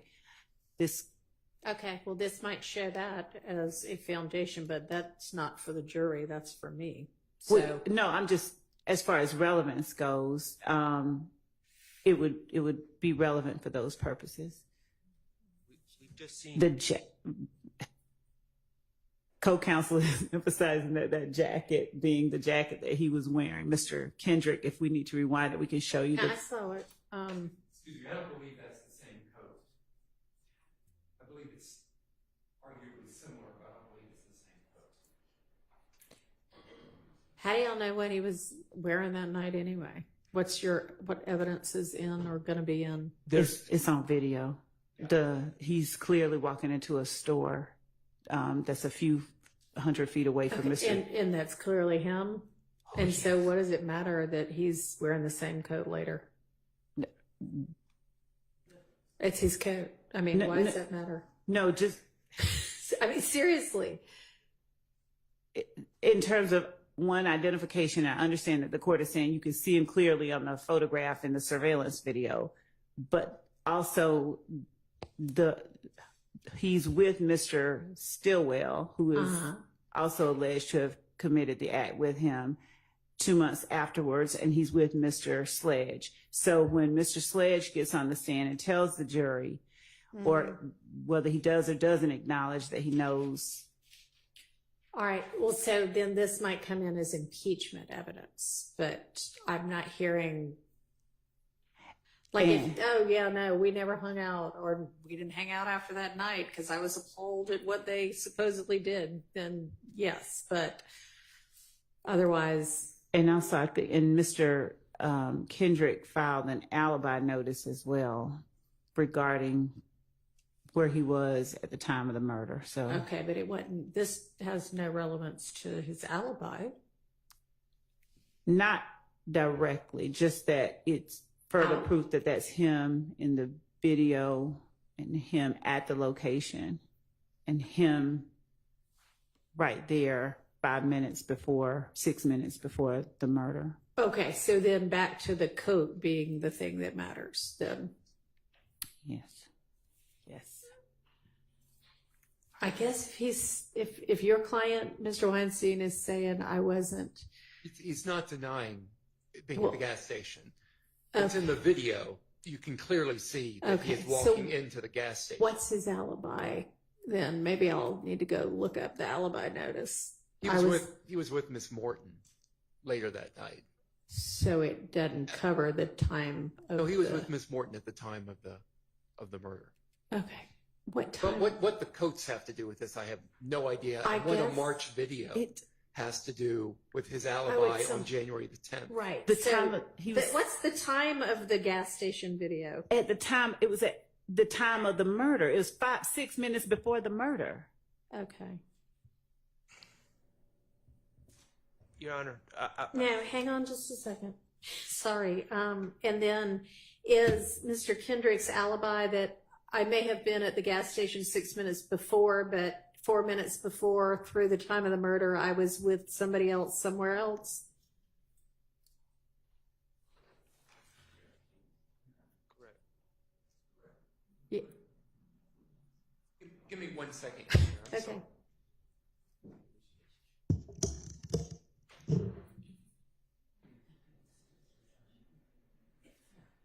Yeah. Again, there's no denial that he was at the gas station prior to the murder. All right. But not. Okay. So the code doesn't add anything to that. But it's not the same. He's like my wife, Your Honor. He buys the same style coat, but it's not the same. Whether it's the same code or a different code, Yeah, it's it irrelevant. doesn't show anything about No. the viability of his alibi. And anything else before I exclude this one?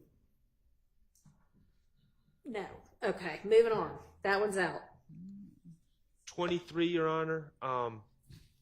The previous photos have 418Y have continued to show an association between Mr. Sledge, Mr. Zachary, and Mr. Stillwell. That's been established through the photos already. All right, and who is this we've got right now? That is Mr. Stillwell, Mr. Zachary, and Mr. Sledge.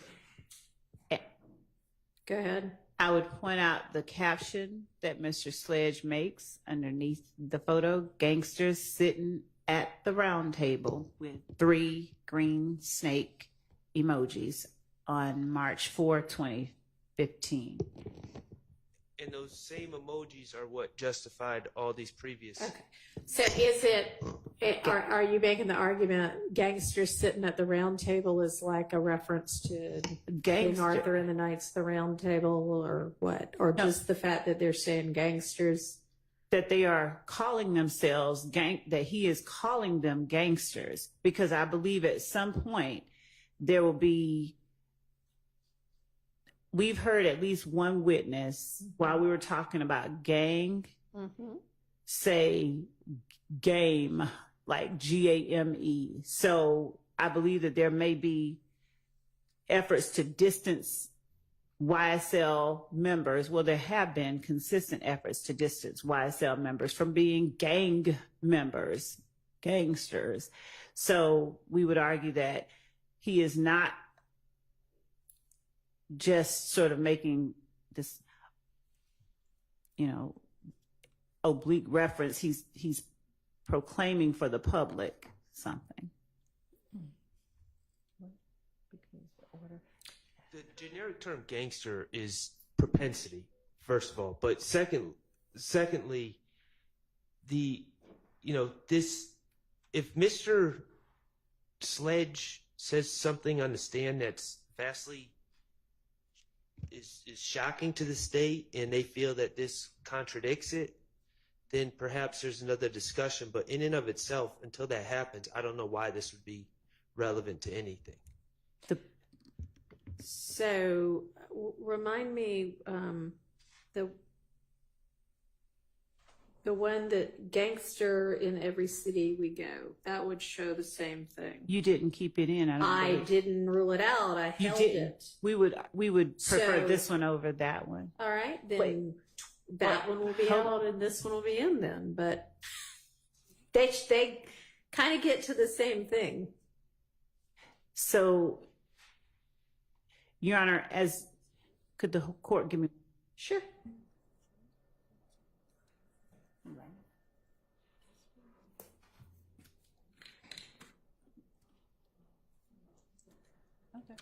Okay.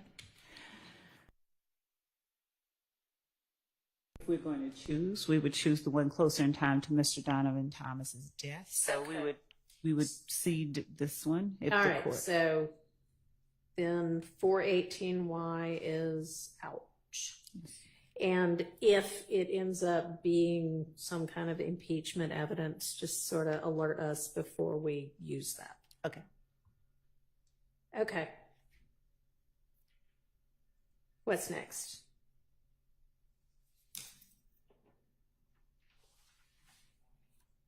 Number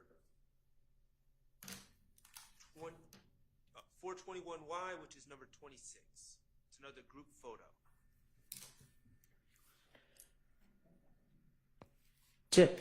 Mm-hmm.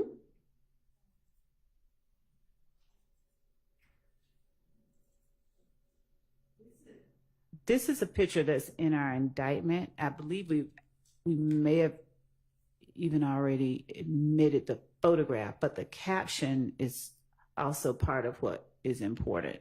So both the photograph, the caption, and the fact that it's in our indictment alleged as an overt act. What do you mean alleged as an overt act? The posting of that photograph was The alleged as posting an is overt alleged act. as an overt act. Yes. Okay. Then, and so, okay, you allege as an overt act that they post things that promote YSL, and you showed this picture as an example, and this is showing that it was actually posted. Is that the argument? Yes. Okay. I think that. And it's a cap. Yeah, I can see what the caption reads. I'm gonna permit that one. Okay, now here is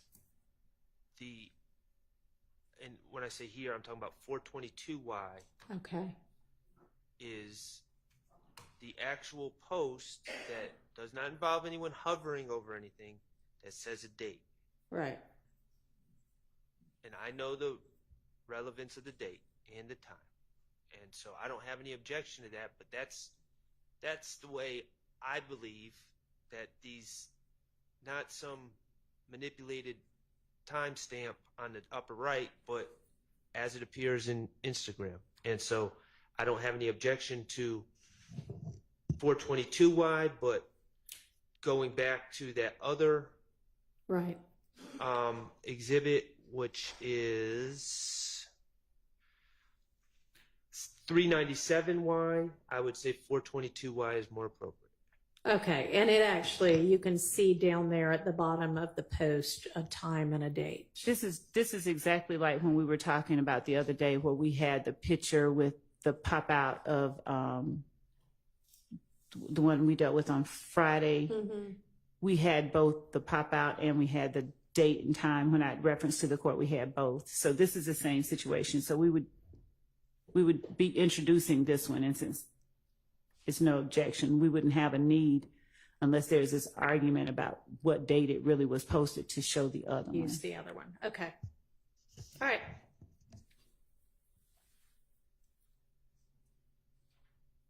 So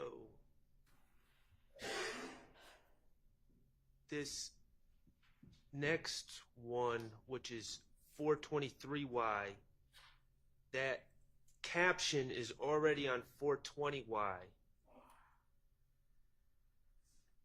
It appears that he's reposting something that some other individual who I don't know who he is, and I have no reason to believe that he's in this case, SMM body count with an X instead of a C, posted. And if you go back to 420Y, I believe, you see the exact same, I'll never switch up on my brew, I'm not a dub. So that seems cumulative, and quite frankly, I'm not a big fan, and I believe it's prejudicial to have a post by this gentleman, SMM body count, who we don't even know who he is. What's the state's response? I'm looking at the. That's fine. We don't object. Okay, so they concede Or that concede, they will yes. not use, what is it, 422? 423Y? 423Y. Okay. Thank you.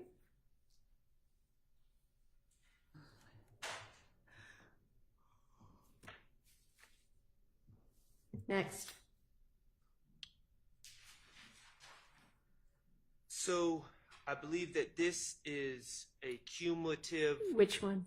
I'm sorry, 426Y, number 31, photo 31, is a cumulative of the group Hang photo. on, that one doesn't open for me. Too many things open.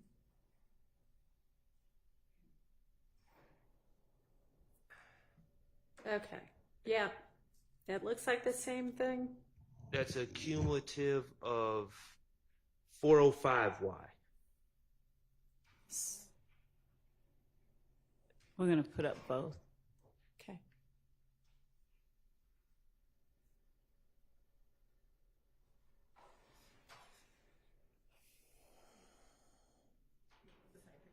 Okay.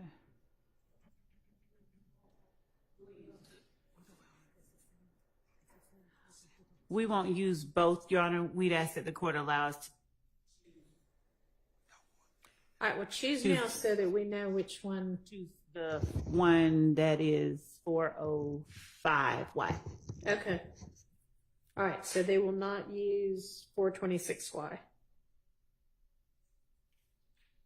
Oh, wait, his phone. Okay.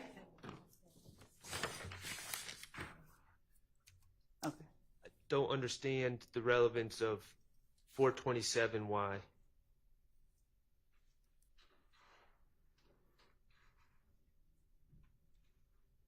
So there's a relevance objection to this one.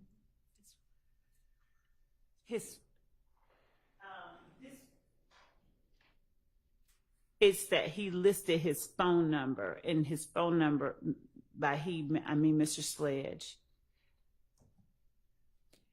Okay. So if he refuses to say what his phone number is or was at the time, Or we could then refresh you'll it. use it. Right. Okay. Which you could certainly just use it to refresh his Right. recollection. Okay. So that'll only be in that eventuality. Or if he doesn't remember even after looking at it, then we would have to use Sure. it.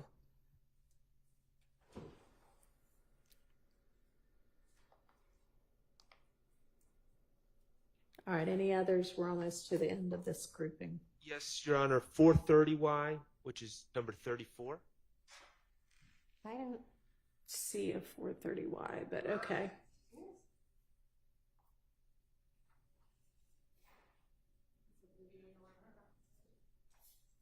Go ahead. I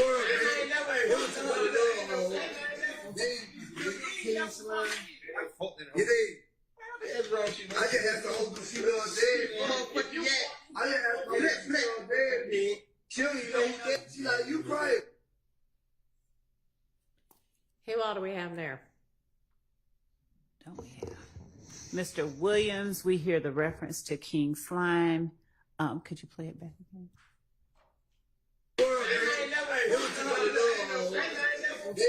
Bridge right there, Mr. Williams right there, Mr.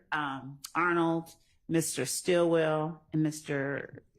Kendrick, I just have to hold the shit on dead. Garlington, and Kendrick, All right. and Copeland. Oh, Mr. Copeland's in there too. And when's this from? This was from. And also whose account? I'd be interested.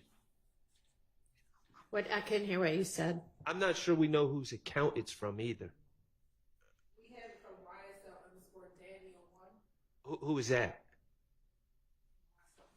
So I, the justification is for these videos has been, oh, it's showing promotion.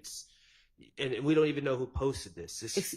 But we have people who are in the video who can talk about the video. It's what's happening in that scene itself. They're sitting at a table. That he can lay a foundation for it. Who, and this is going to be Mr. Sledge that Yeah. testifies to this? Yes. And in this particular instance, this isn't so much as them promoting their violence. This is them referring to, we believe Mr. Williams as King Slime. This is them, all of them. I don't know that we have these particular individuals all at one time in a setting together. And we believe and can later confirm that it is Mr. Williams' Sky House condo, but we'll confirm that. Okay. I would think that would be relevant. All right, so I'm going to overrule the objection to that.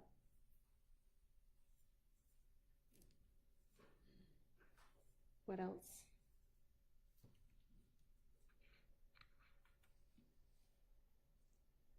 Just 404Y, which is number 37. And let me say, let me go back to that one for a minute. Sorry, since y'all don't know who posted it, I mean, if you figure out who posted it, that's one thing, but if not, we don't need to show the handle or whatever of whomever the poster is, okay? Yes, Your Honor. All right. Okay, now back to the next one. It's the last one, Your Honor, 404Y, number 37. All right.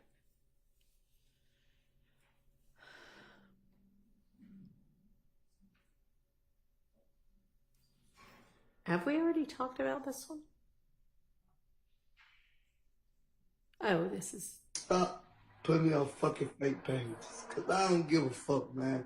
What y'all say, what y'all do. Anybody want to see Monto? I'm here. I don't hide. And I do not run for fuck niggas. You did. So, Judge, this is the day after the Adele Drive shooting that Mr. Sledge and others were convicted of. What's the objection? I'm going to withdraw my objection. Okay. All right, so that is that grouping of social media.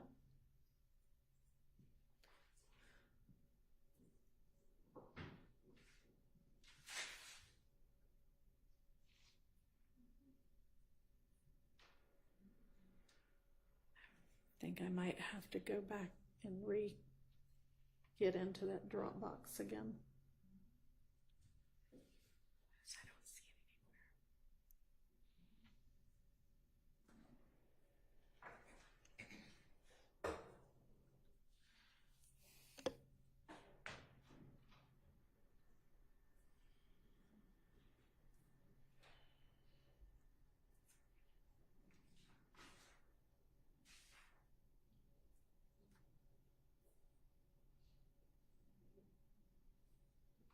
All right, the next folder is tattoos, is what that folder is called. Or do we have objections to anything in there?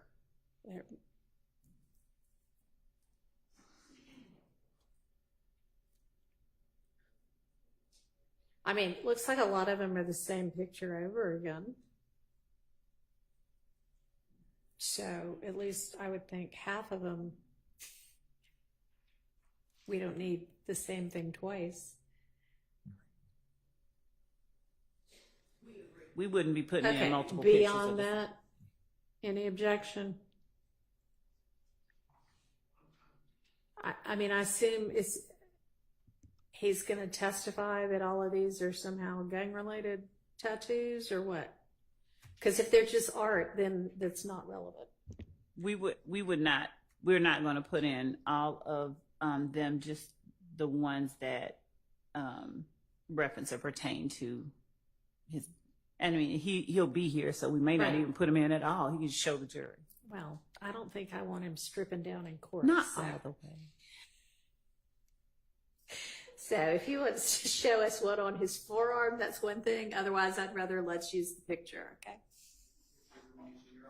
I don't know. I can't get an answer to that. Do you know which ones you're going to intend to use that you believe are relevant to an issue on trial here? That he can't roll up his sleeve and show us?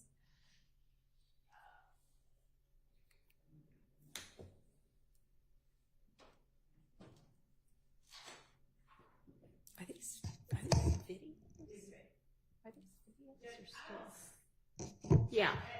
I think we're not going to need to use Mr. Sledge's tattoo photographs. All righty. And yeah.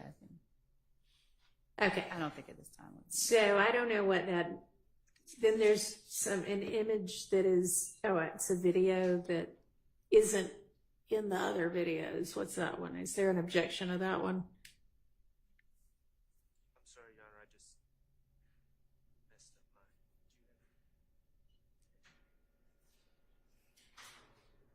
Your Honor, can you direct us to the video you're speaking of? I mean, so I opened up the Dropbox and, went to Sledge's folder, and then within that folder. Okay, I'm sorry. I just clicked on it. I think that's the video. Is it the image? Yeah. 0156, whatever. Yeah. So is that objectionable?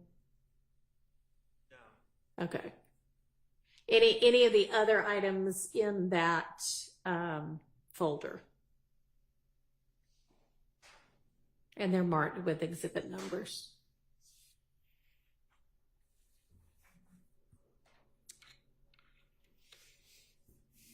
Is the court asking whether? Oh. I know that the state's position, I assume, is y'all intend to use those and believe they are admissible. So I'm asking if there an objection to them. So the plea agreement, I've already spoken about that. Yeah, and so, it's a little more helpful, actually, when I looked this weekend to see what it is y'all are talking about. And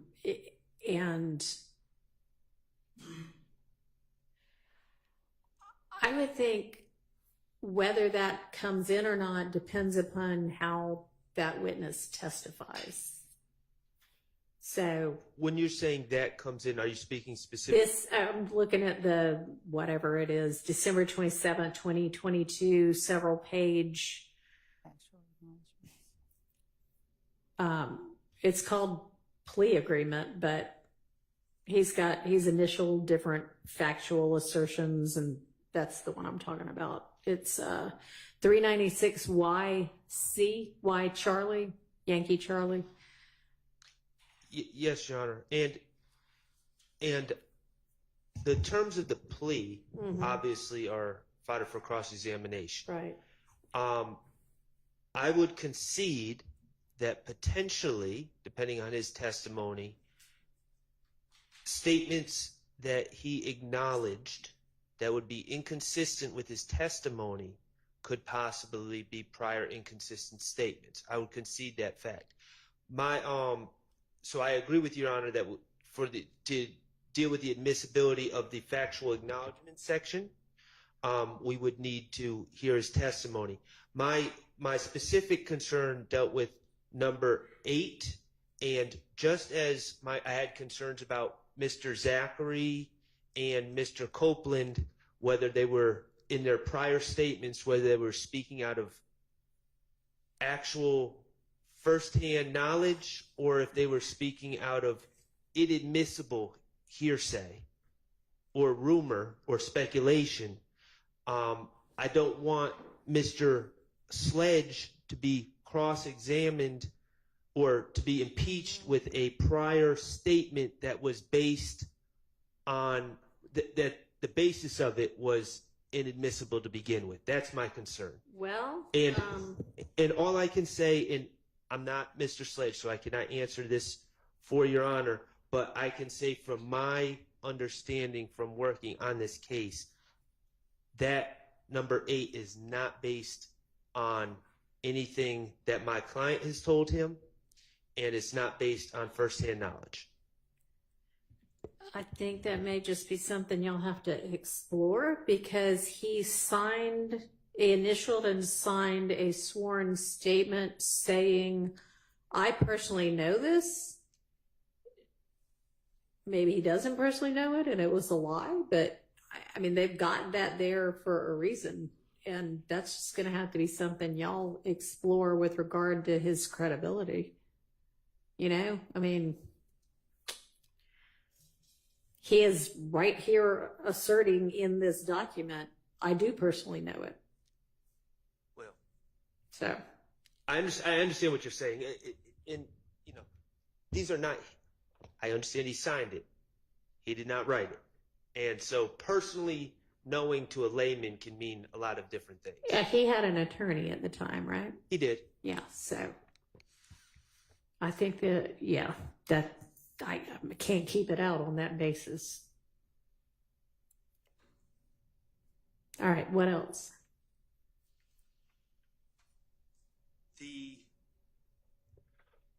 We briefly discussed the plea transcript.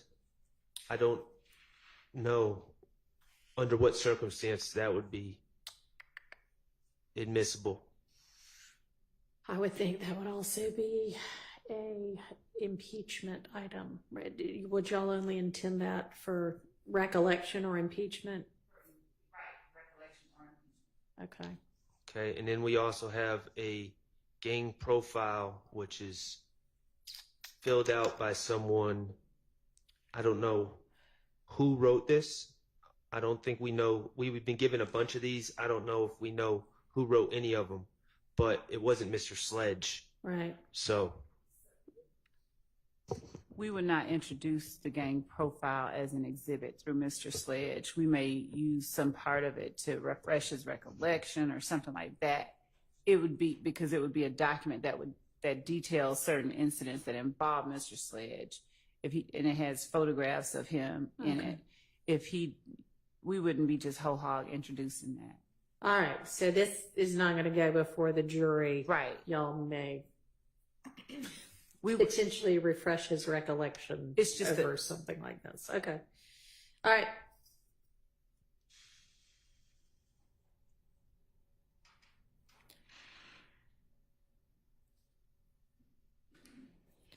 Okay, that takes care of these Sledge exhibits, right?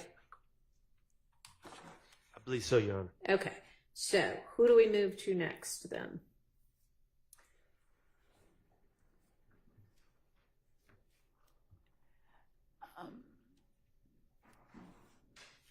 Listen.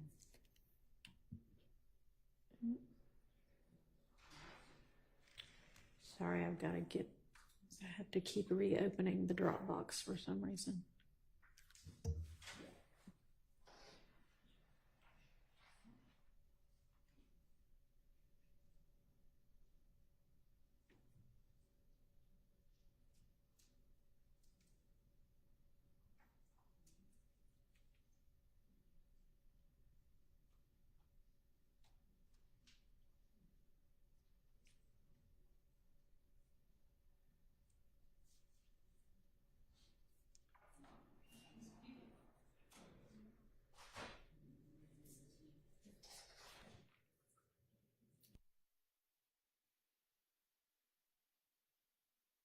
Is there anything with, I know, looking at the witness list, we've talked about Burnett, Sledge, and Zachary now. Thorpe's going to be moved to a bit later. So Bean? Not yet, Your Honor. There was one that we can talk about that I think merits conversation. Okay. So Mr. Kendrick pled guilty in 2015 when he was arrested with Martinez Arnold in October 2015, where they had the two guns, one of which was stolen. In the plea colloquy, the prosecutor, as a factual basis, asserted that YSL is a gang and that Mr. Kendrick is a member of YSL. And Mr. Kendrick acknowledged that and agreed to that. And so we intend to introduce evidence of that against Mr. Kendrick during the trial. Okay. We're absolutely going to object to the entry of not only that colloquy, but any plea that reflects a gang charge that Mr. Kendrick pled guilty to. Mr. Kendrick, to my understanding, I mean, that's a decision he's going to make, but I have no expectation that I'm going to have the opportunity to cross-examine him. It was a testimonial statement. He was in court speaking to law enforcement for the purposes of securing himself the best deal possible. And certainly his acknowledgement, admission, or his testimony, I would say, is what it is, out-of-court testimony, or out-of-court testimony as applies to this case, affects my client. A element of this whole case is whether YSL qualifies as a criminal street gang under the law. Mr. Kendrick provided testimony to that, that I will not be able to cross-examine. And so we are going to object to any entry of the plea to any gang count and any colloquy during the plea regarding the nature of YSL, according to Mr. Kendrick. And Your Honor, the court can limit the jury to consider that against Mr. Kendrick only. Go ahead. That would be wholly insufficient to protect the rights of Mr. Stillwell and the others, quite frankly. A curative instruction or a limiting instruction is not going to suffice. And you know, the state can try to prove their case, but they cannot try to prove their case with Mr. Kendrick's statements during a plea. Well, I'm not sure that's true. I mean, if it is admitted only against Mr. Kendrick and I am Kendrick's, and I tell them that that's all it can be considered against, we'd have to craft the right instruction. But, I mean, it's out there and it's evidence. And I mean, I agree it's testimonial, and so it shouldn't come in against anybody other than him. It can't come in against anybody other than him, but seems that it ought to be able to come in against him. Are you saying there's just no way to limit it? Go ahead, Mr. Yeah, and I agree with Mr. Shart. That is asking the jury to climb a steep hurdle. And that's why Bruton says that, yes, you can limit the statement. It used to be, as the court may remember, on a Bruton issue, if Mr. Kendrick made a statement, he made a statement in this case on October 6, 2015, and he implicated Mr. Stillwell, or he implicated Mr. Williams, etc. It used to be that there was an instruction given, going back to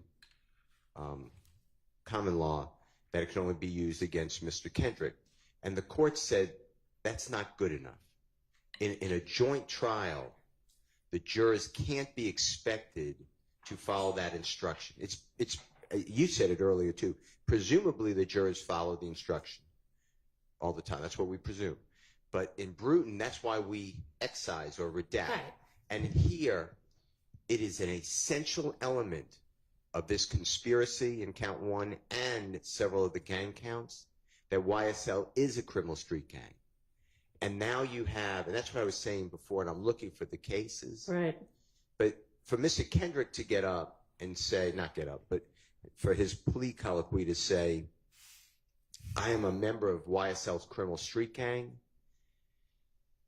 that instruction has to be airtight. Otherwise, he needs to be severed. I mean, I agree that the instruction needs to be airtight. Or he needs to be severed, or it's excluded.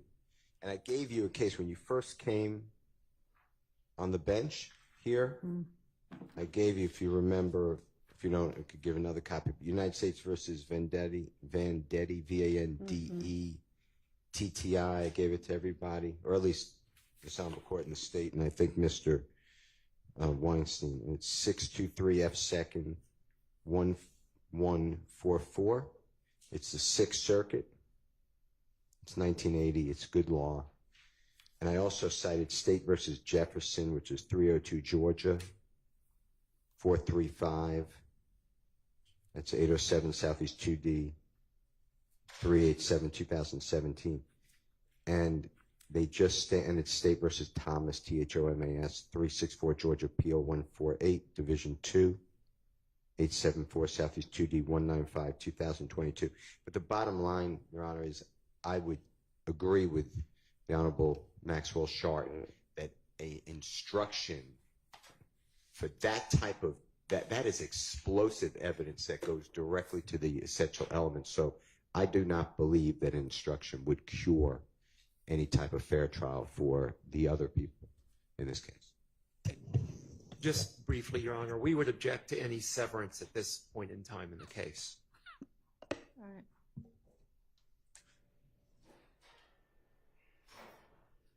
right. I mean, I've read Vendetti, and I don't think that it actually stands for the proposition that you're arguing it for right now. I looked at the other two as well.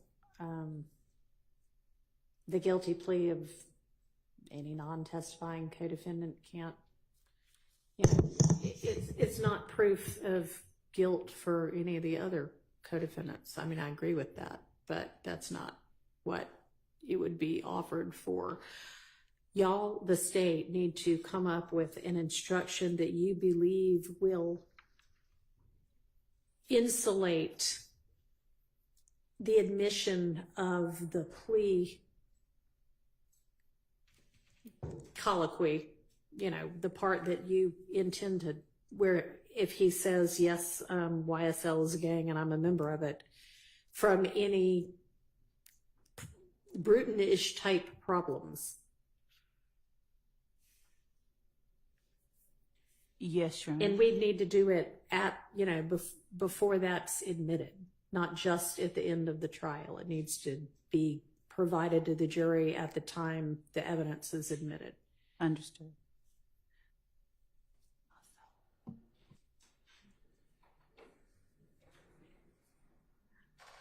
But, I mean, I don't think that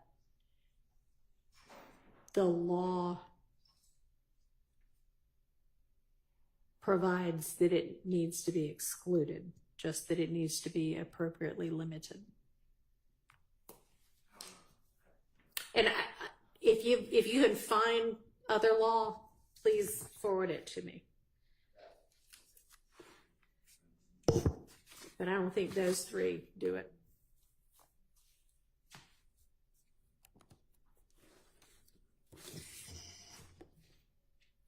And let's see. So Thomas, give me those two sites again. Just let me make sure I wrote them down correctly. I think you said 302 Georgia 435.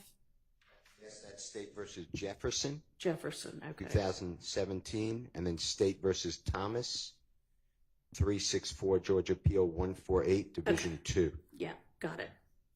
Thank you. Yes. And then we offer as well Henderson, just for the court's consideration. Henderson v. State is a Georgia Supreme Court case decided August 21st, 2023, 317 Georgia 66 at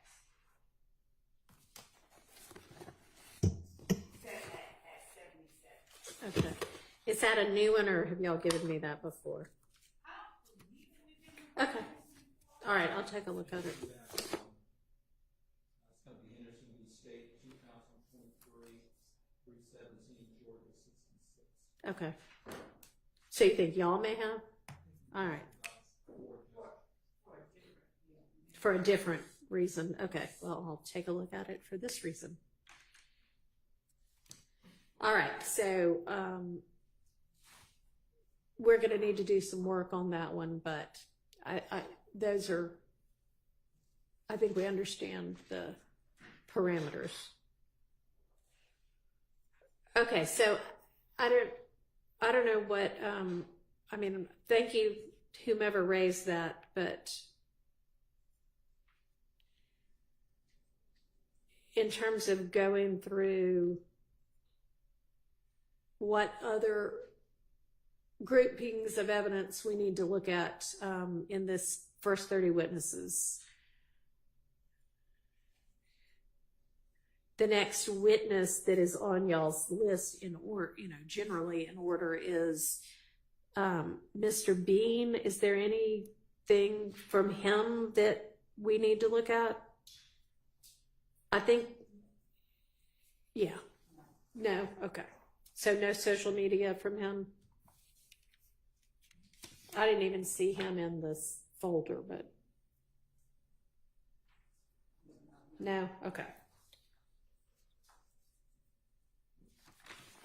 And then there's Kenya Morton, and there's maybe an interview from her. I don't know if you...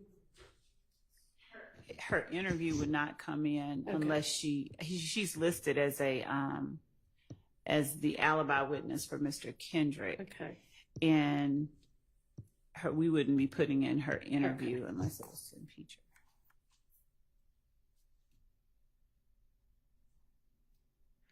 All right, so we don't need to look at any evidence that's going to be used with her, right? Okay. Then Sprinkle, is there anything we haven't already talked about for him that?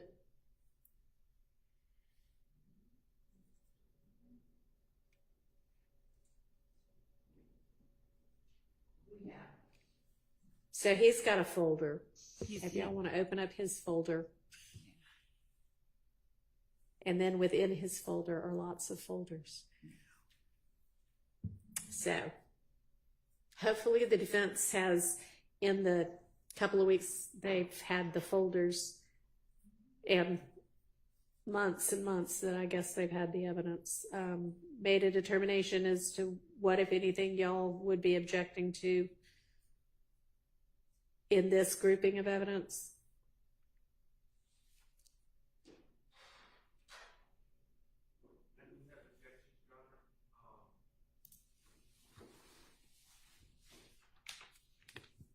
I do have objections, but there's a lot here, so I don't. We can discuss certain things as Your Honor sees fit. I will say I do have objections in this folder, though. Okay, well, now's the time to go through them while we have some days without our jury. Yes, Your Honor. Let's dive in. Okay. Where shall we start?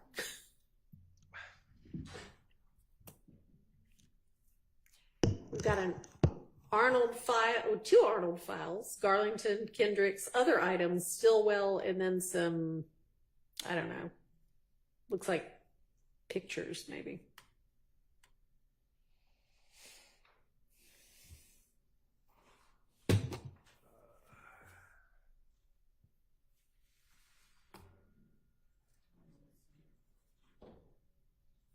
Let me ask this. Is there something that y'all are more ready on, and then we could dive into this tomorrow? Would that help? Could I discuss? Sure.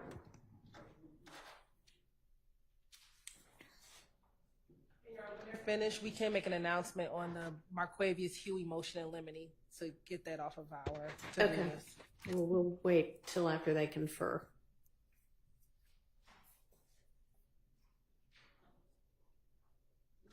But if we just step in this house on Sure. Why don't we just take a quick recess? That way, if anybody needs to use the restroom, y'all can talk, and if anybody else needs to use the restroom, they can go use the restroom. Okay. And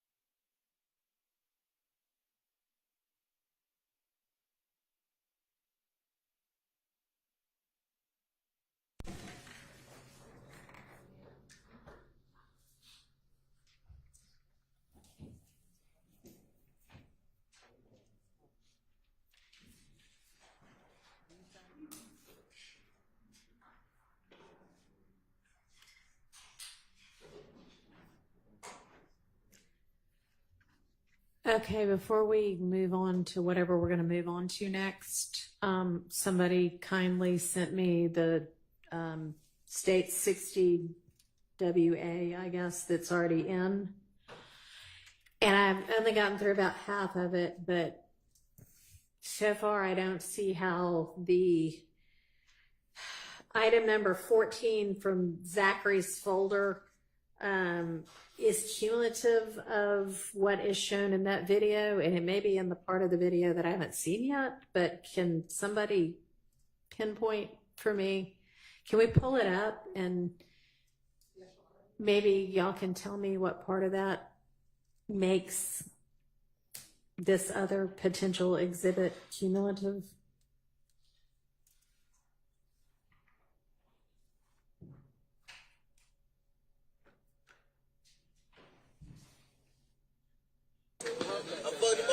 Hey, baby.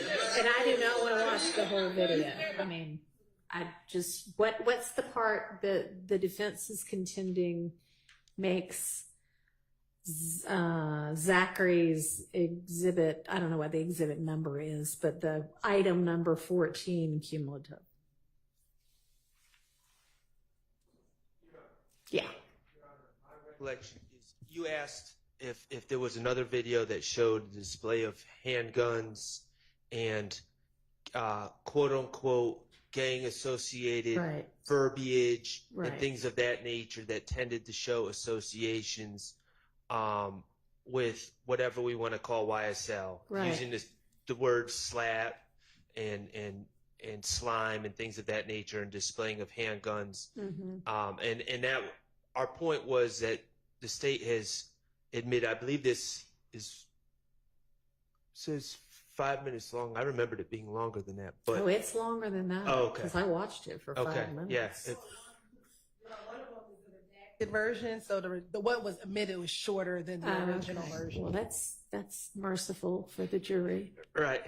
So, I mean, my point was we've had these types of videos introduced before. My intention was not to suggest that it was identical No, or and I know exactly that. But I the mean, same. I wasn't seeing a whole lot of like guns in the front of the camera kind of thing. And they're just standing around in a parking lot saying things and what have you. But And the only portion that I believe has a gun, one of the co-conspirators, Walter Murphy, I think the line is he just got out last night and he keep the strap on him and he lifted up his shirt, but he didn't point it at the camera. He just lifted up well, his shirt. and maybe I didn't get to that part of it yet. But let me go back and look at the item we're talking about again. But it seemed much more kind of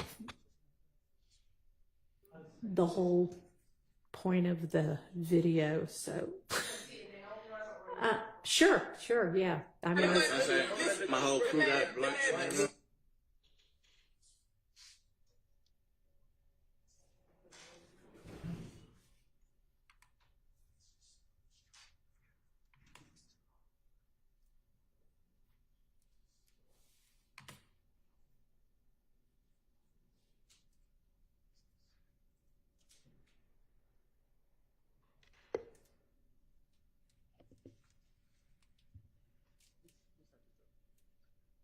That's why I said Lil D, bitch. Slide shit.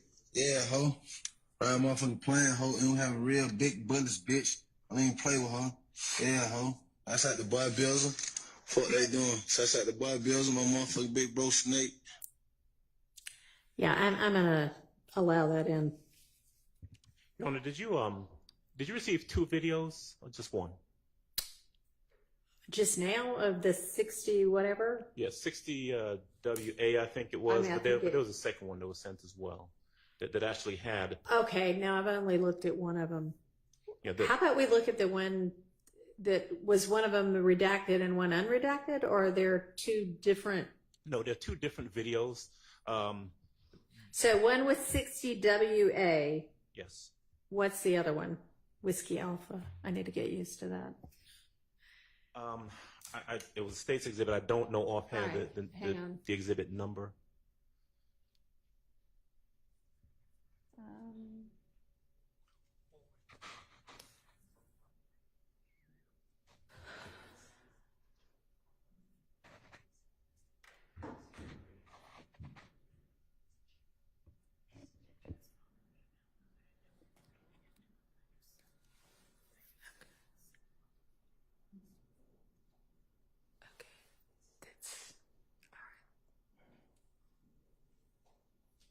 It's on a Google Drive. Oh yeah, no, I'm just now getting that. So if that went to, I mean, I guess I can pull it up, but I don't seem to be able to play the sound. So do y'all want to pull those two up? Because I guess they're now contending that.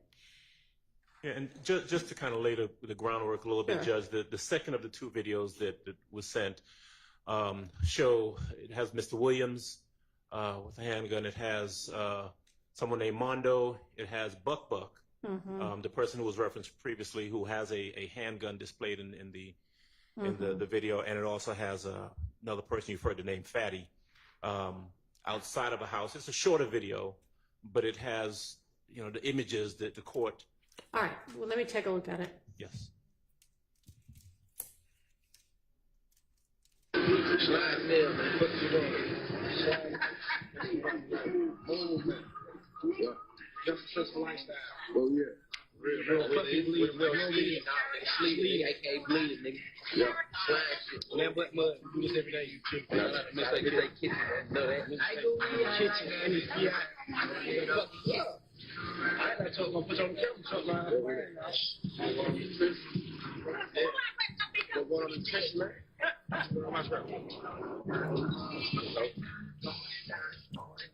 Yeah. I didn't baby, throw it up, baby. Man, no, my baby, nigga. Want to give a special shout out to the big coaches, my niggas, man.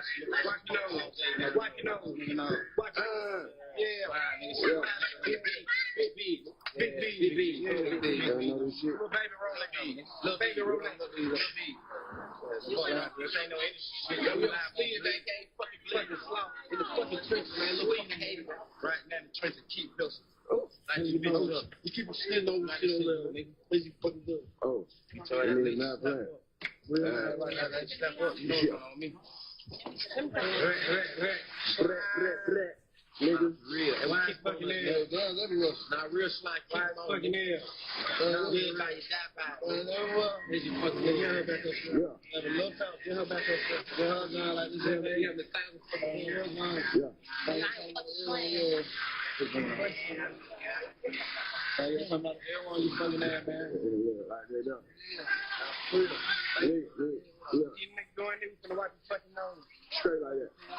Hey, guess what? At the end of the day, nigga with the camera got the pistol too. Let me grab it. Yeah, niggas, the kid thug. Hold on. Yeah. Show y'all we gonna like, yeah.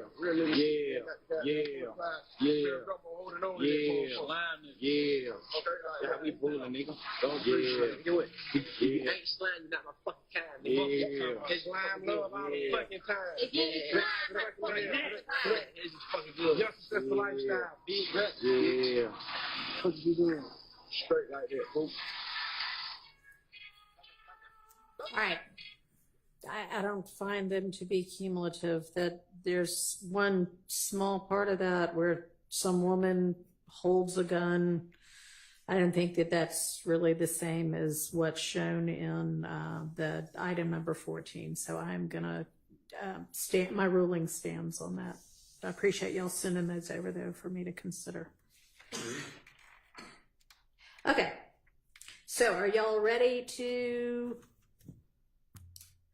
dive into the items that would come in with Mr. Sprinkle?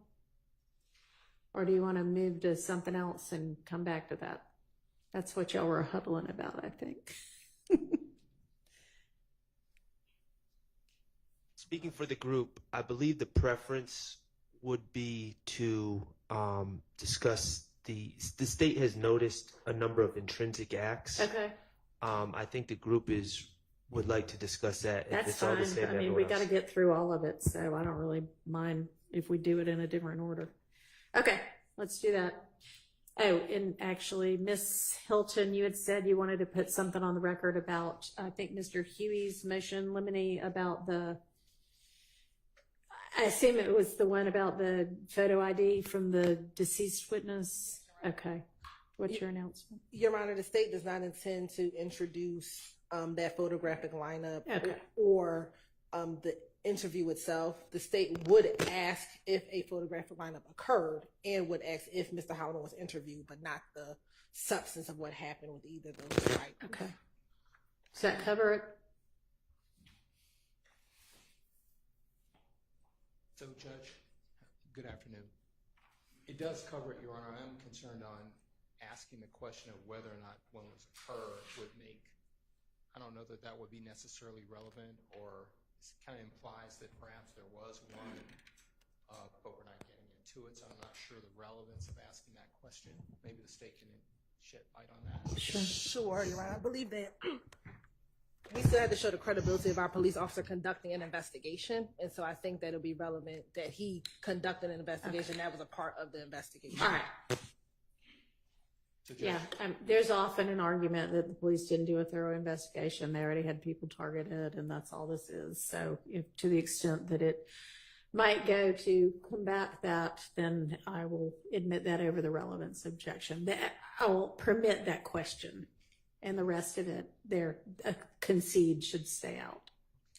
so they're not going to ask, they'll ask that question, but they're not going to ask about whether or not there was an interview of Mr. Holloman.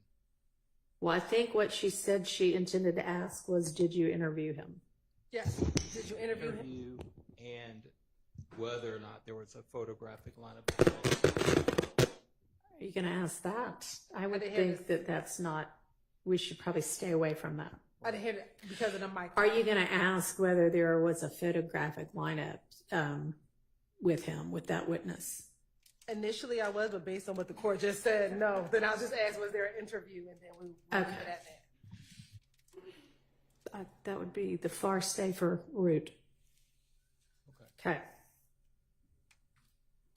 Okay, so y'all want to move on to intrinsic acts. Okay. Which ones?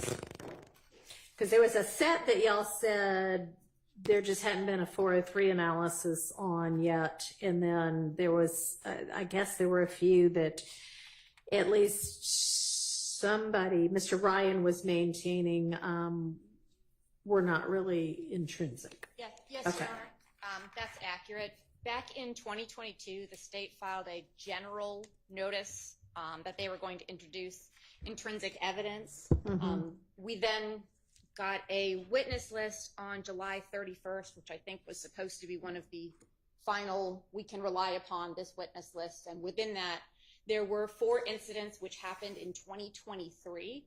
So they, 1, post-date that notice, 2, they post-date the indictment. So we've never received any sort of notice from the state saying we are seeking to admit this as intrinsic. However, that is what it is labeled as on the witness list. So that those are what we take issue with. Okay, got it. And these are the incidents that occurred in the jail, generally? One in the jail, 3 in the courtroom. Okay, thanks. I'm not sure if Mr. Bassi realizes that we did notice 2 of the ones that occurred in the earlier part of 2023. The stabbing of the person in the jail by Mr. Ryan, Mr. Blaylock, and others, as well as the violation of the Georgia Controlled Substances Act by Mr. Williams and Mr. Adams.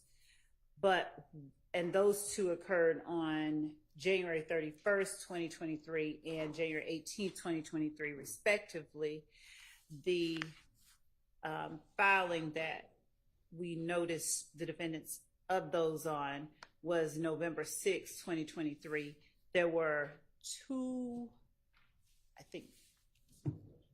additional acts that occurred in 2023 during the time that this case has been ongoing. And one was the drugs that were found in Mr. Stillwell's cell, and we've noticed some of the pictures of the drugs and the other contraband, and the marijuana that was found in Mr. Ryan's pants when he was searched in the courtroom. Okay, so the stabbing, that occurred in the jail, right? Okay, and then the VGCSA violation was in court? It was. Obviously, drugs in Mr. Stillwell's cell was in jail, right? And then the marijuana in Ryan's pants was in court. Is there another incident that occurred in court? Not that's on here. Okay.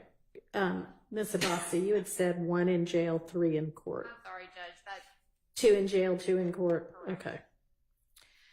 Okay. And the argument as to each is that this is not really intrinsic? yes, Judge. Okay. It doesn't fall into any of the 3 categories which would classify it or qualify it as intrinsic. Okay. Here it is. Let me pull out my case law on that. Which let's do that.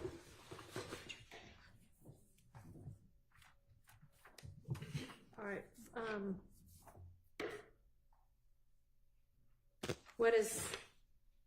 What's the state's position on why and how that is intrinsic?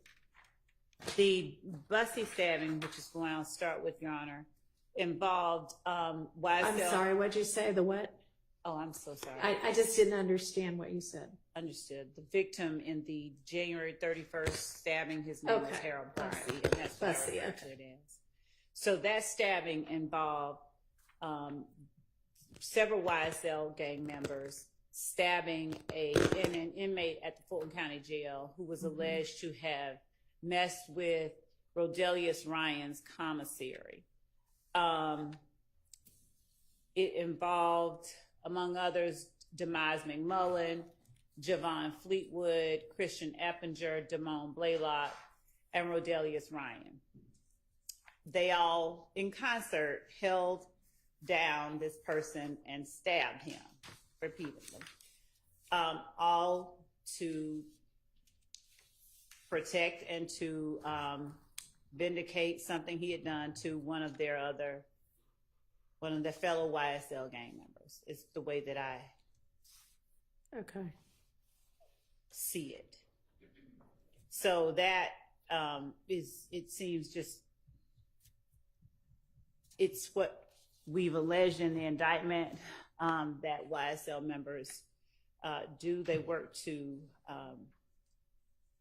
maintain individuals ready and willing to preserve and protect the reputation, power, and even the territory of the enterprise through the use of violence.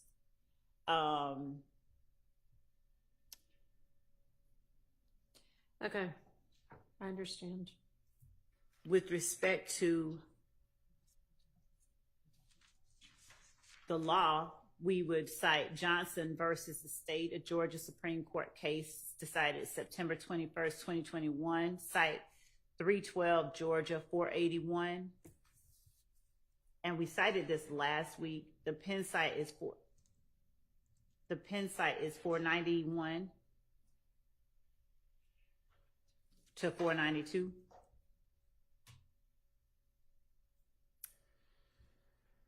In support of it. Okay. With respect to the January 18th violation of the Georgia Controlled Substances Act, this is 2 YSL members on trial for conspiracy to violate the RICO Act through drug distributions, drug use, drug possessions. And while in court on trial, they are passing Percocets, one to another, and we argue one to the alleged leader of YSL while in open court. One of the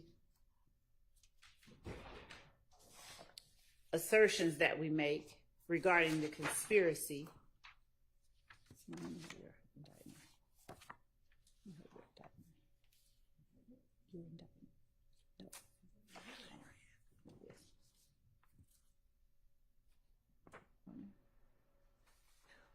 we have contraband in the jail.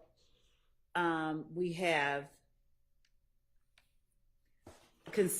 stabbing in the jail of YFN Lucci. We have communications in the jail. These types of actions on the part of the defendants are the type of actions that we have alleged in the indictment, and it shows that the enterprise flows from the streets to the jail to the courtroom, and that the conspiracy is ongoing. And what exactly is the evidence you would be introducing on this VGCSA? The video of it. And what all does, I mean, maybe I need The to, video what does shows Mr. Adams going up to Mr. Williams while on a break. He's appearing to dap him up, if you will. Mr. Williams puts his hand up under the table. One of our lieutenants goes over to Mr. Williams and sort of says, "Give it here." Mr. Williams brings his hand out from under the table, relinquishes the Percocet to him, and later Mr. Adams is searched. And I think more Percocet pills, more drugs are found on Mr. Adams. And the drugs, the photos and tests of those drugs. All right. What's next? The marijuana was also, so in Mr. Stillwell's cell, there was, on March the 29th of 2023, there were drugs found in Mr. Stillwell's cell that consisted of ecstasy pills, I think contraband, was it cell phone? A contraband cell phone, for him to have gotten those drugs into the jail while he's on trial for kind of actions involving narcotics and the enterprise and the sale and distribution of drugs through that enterprise. We believe is evidence of the ongoing conspiracy. Okay. Another.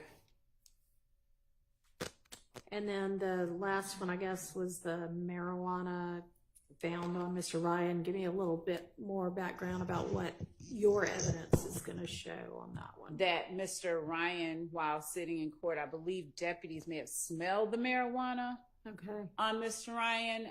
And when they went back to try and search or to figure out where the smell was coming from, a large commotion was made. And the deputy. A large commotion by Mr. Ryan. And the deputies found the marijuana attached to, I think, his inner garments. Okay. We have the video. Okay. We don't know how it got there. I mean, on the Percocet, you've got an alleged gang member providing it, right? Yes. So how about, we don't have anything like that with regard to the marijuana? We don't have who provided him with the marijuana, no. Okay. All right. I don't know how pertinent it is that we have one that's not on here that is also involving drugs that are brought into the courtroom and provided to another YSL member, but that particular one has been severed, so we don't have that one on here. Okay.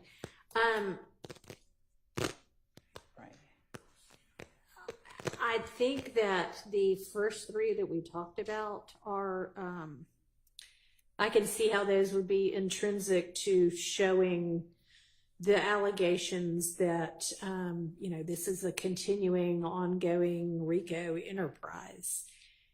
Mr. Ryan being in possession of marijuana when we don't know where it came from, that one, I just don't see that falling within. I mean, it shows, what it shows, that he's in possession of an illegal substance, but it doesn't, I don't think it's intrinsic, so I'm going to rule that one out. Yes, Your Honor. The other three, Your Honor, yes. Go ahead. I appreciate the directed verdict that you just gave for one of Mr. Ryan's. Oh, is that intrinsics. one of his? That's not something. No. Yeah. I'm saying you're That's keeping not it out anything without from- hearing, but from us. But regarding Mr. Stillwell's, Mm-hmm. okay, we have an indictment with 100. I believe it's 191. Could be off. 191 over X. Yep. Okay. We also now have a list. At first we thought maybe they had abandoned these 53 and they were narrowing it down to 4, but no. It's 53 plus 4, 57 plus 191. That's 248, I believe. 248 uncharged events, or not substantively charged events, in that are coming into this trial. Regarding, the state keeps saying, and this shows the enterprise. Okay, there were apparently, I've seen photos, I wasn't there, there were pills that were recovered from Mr. Stillwell's cell, where he has a cellmate. Okay? There is absolutely nothing about those pills that suggest they were provided by anyone associated with YSL. There's absolutely nothing that suggests that those pills were going to anyone associated with YSL. There's absolutely nothing to suggest that any proceeds from those pills were being provided to anyone in YSL. There was a phone. I have not received any information from that phone that suggests any link at all to YSL. Okay. I am not saying my client's a drug dealer, but what I am saying is people that are in possession of drugs, whether it be my client or his cellmate or someone else, are able to sell drugs without being part of a huge enterprise. Mm-hmm. And without any evidence that somehow this is linked to YSL, this isn't intrinsic. The test for intrinsic is an uncharged offense arising out of the same transaction as the charged offenses. I don't believe that's the case. Evidence necessary to complete a story of the crime. That is definitely not the case in this scenario, and it's inextricably intertwined with the evidence for the charged offense. I don't believe that's the case either. So I don't know why this is. I understand. Thank you for. And just so you know, Your Honor, he is charged on a separate indictment. I believe it's indicted. If not, it's in a CP case still, but he is charged separately, and that case is pending in Fulton County Superior Court. Okay, appreciate it. Thank you for bringing my attention to that. Your Honor? Yeah. If I may, a bit further. The one case on which? Really regarding all three of them. Okay. I'll start specifically with the stabbing, as the state did. Can I rule on this other one first? Give me just a second. Which other one? The one that Mr. Sharp was just talking Your Honor. about. Okay. So the Stillwell had a cellmate. Is there any evidence as to where the drugs came from, or that it was his, or that the cell phone was his, or connected in any way to YSL? Well, two things. So yes, we believe that. I think we have body cam research.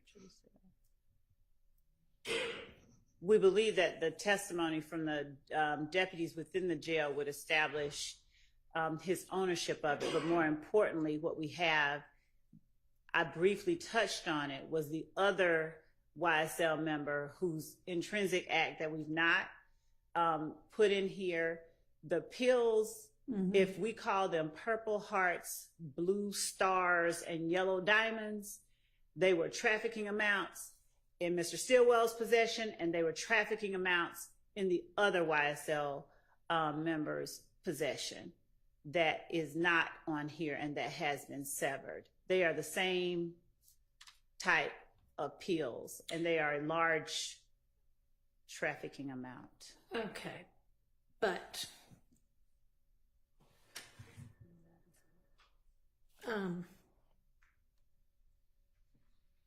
and we know that at least that other one, other YSL member, smuggled the drugs into the jail, or at least into that area, through the courtroom. as it was described, it was enough in one, it was a pharmaceutical. Okay, so any evidence that what was in Mr. Stillwell's cell came from that? Other than it was that they were just alike. If you looked at photographs of it's not like you had all white pills. Like you had the same array, Blue, variety, purple, and to use just some colors. Like there were literally at least three different colors and three different shapes of pills. And they were the same, three different colors and three different shapes. And you can establish that those were YSL related? Yes, because How? When you say those, you're talking about the ones? So that if originally came in? I'm to accept that y'all have enough that you can make the assertion that the pills that came through some court proceeding to this other person who's not a part of this trial, right, are the same that are in Mr. Stillwell's cell, then what's the YSL connection? Not there? the same pills and same type, the Yes. same, shipment or whatever, the same. that person was in this trial. That person was in this trial during that time. Okay, but them being in the trial and co-defendants doesn't establish what the assertions are. No, it's the not similarities, the exactness of the, like. No, I'm not asking at this point, like, assuming for the sake of argument that, yeah, these pills all came from the same place. And he, in fact, then what's the YSL tie-in? May we approach with a member of the defense? Sure.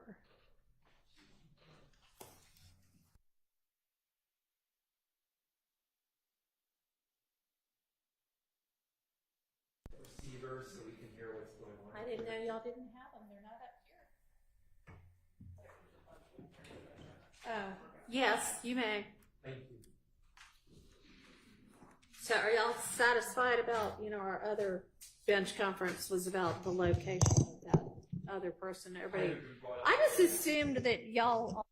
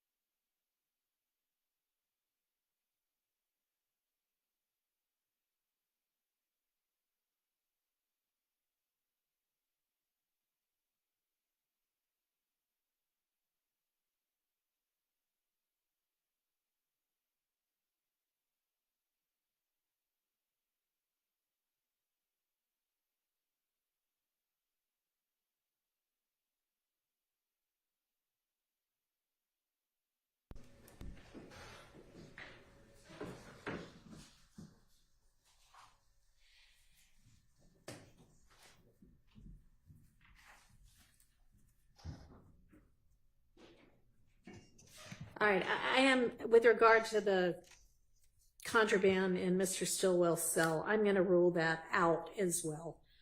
And I mean, you may have another indictment against him at some point in time, and it would all be appropriate to come in there, but not for this case. So that, now, Ms. Abbasi, what do you want to say with regard to the other two? Yes, Your Honor. Your Honor, actually, the state cited, when they discussed the stabbing, the same case I cited, Brown, which had, as Mr. Shard said, those three circumstances. Uncharged offense which arose from the same transaction or series of transactions as the charged offense. That's actually the topic of discussion in Brown. And in Brown, it was a robbery which happened 1 hour before the charged crime.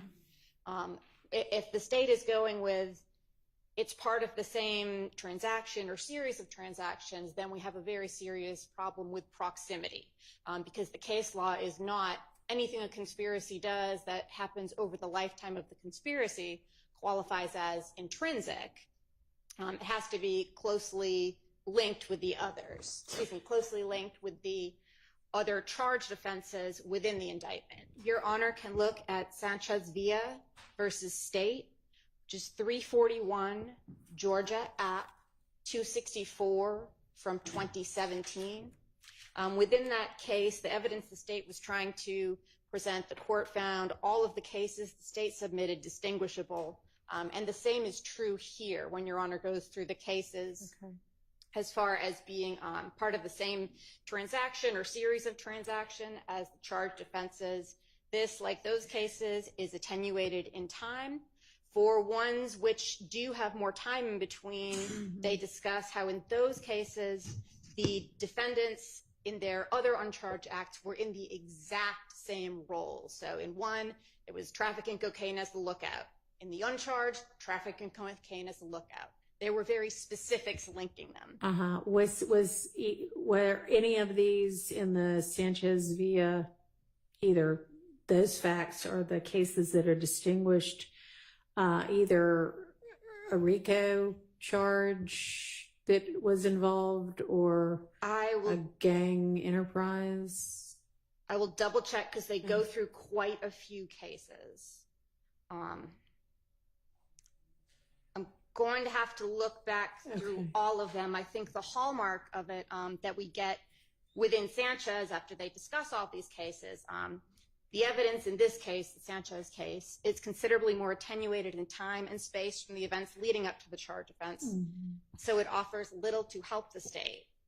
They continue on and say that, well, as far as this goes, we're not in a circumstance of completing the story of the crime. This is just expanding it. Yeah, I mean, right. It's a different crime, but it might have been a different thing if they were charged with a RICO count in Sanchez. So that to me is what, if these were just whatever the other charges in the indictment are, then I would say, no, but it's the kind of enterprise nature and the ongoing nature that.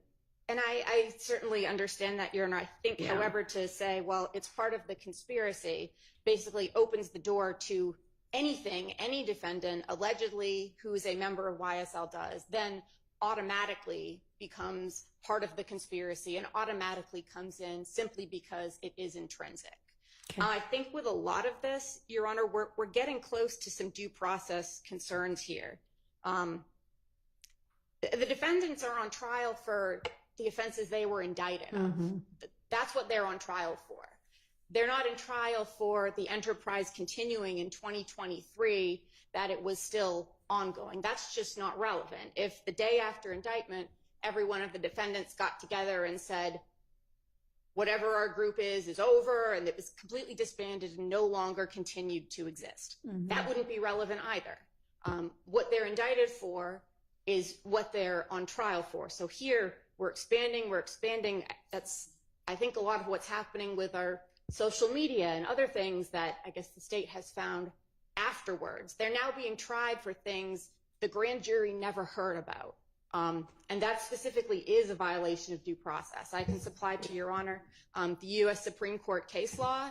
No, I'm with you on that one, and I am very skeptical of the state's argument that any uncharged, not showing up in the indictment overt act that they offer could in any way support, if found, a RICO count being established. So unless I hear otherwise, which I don't want to hear otherwise right now, we'll take that up another day, but that's not our issue right now. But yeah, I think the state's got some convincing on that count. But with regard to whether, it's intrinsic, I want to get it right. I want to follow what the law says about it.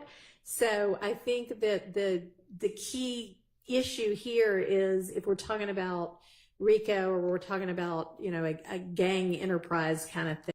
So maybe we could all do a little bit more research on that. I did look at, in the state's original notice, they cited a proposition, I believe that was cases have been in gang and conspiracy prosecutions, gang and conspiratorial activities have been classified as intrinsic evidence. They then cited a number of other cases. There is not one single case I can find in any case at all where the intrinsic actions come after the indictment, because that's the touchstone of it being intrinsic, that it really is all one thing, that the story doesn't make sense without all of these pieces. And these things hadn't even happened yet. Yeah. So it's not possible that they could be essential. Let me ask you this. If, for instance, and this is entirely a hypothetical, yes, but if this group got together and stabbed this, whatever his name is,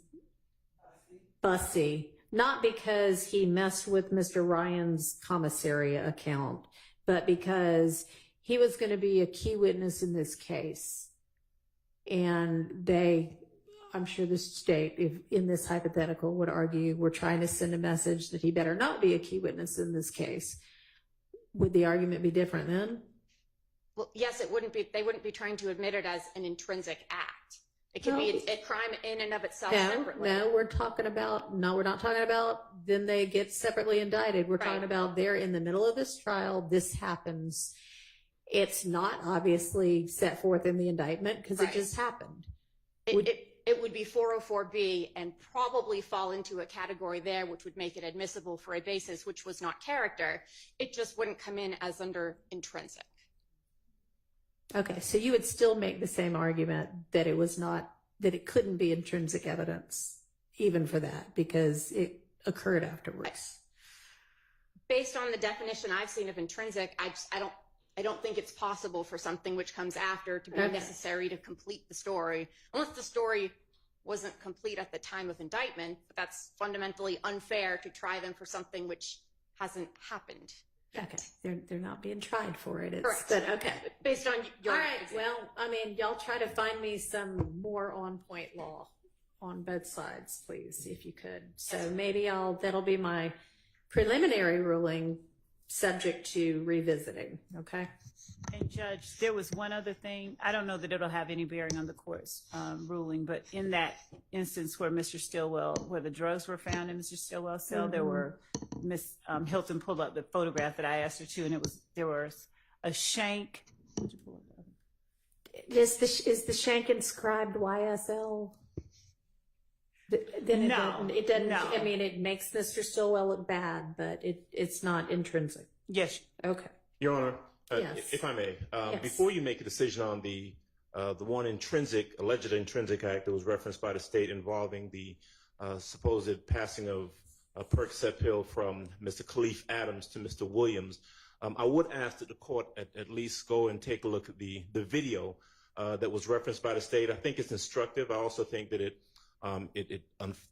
fortunately for us, paints a different picture than was recited by Madam Prosecutor. I think the events did not occur in the manner that she referenced. I was present. I was sitting right next to Mr. Williams. I think the video will show something being passed to Mr. Williams, not him hiding his hand underneath the table or bringing it out and then giving it to the deputy, or the deputy saying, give it here. It didn't happen that way. And I think that goes into the analysis of exactly what happened. All right, why don't you just tell me what you recall or what you think the video shows? Sure. What I recall, and what I know happened, because I was sitting right next to Mr. Williams in the front of the courtroom, is that there was a break.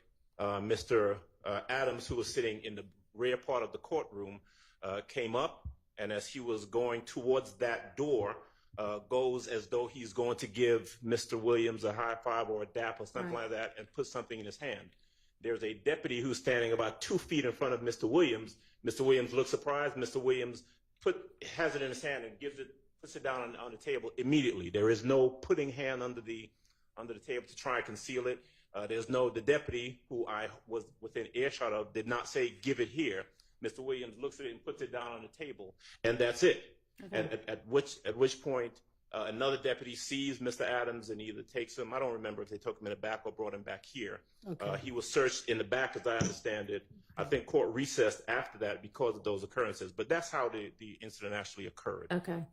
Can y'all send me that video? Yes, and the deputy, the lieutenant, would also be a witness to what I'm saying. All right. Well, I mean, I would imagine the video shows what happened. So. It does. It does indeed speak for All itself. right. Well, we'll come back to those two. All right. So that takes care of the allegedly intrinsic, but according to the defense, can't be intrinsic because they happen later in time than the indictment acts.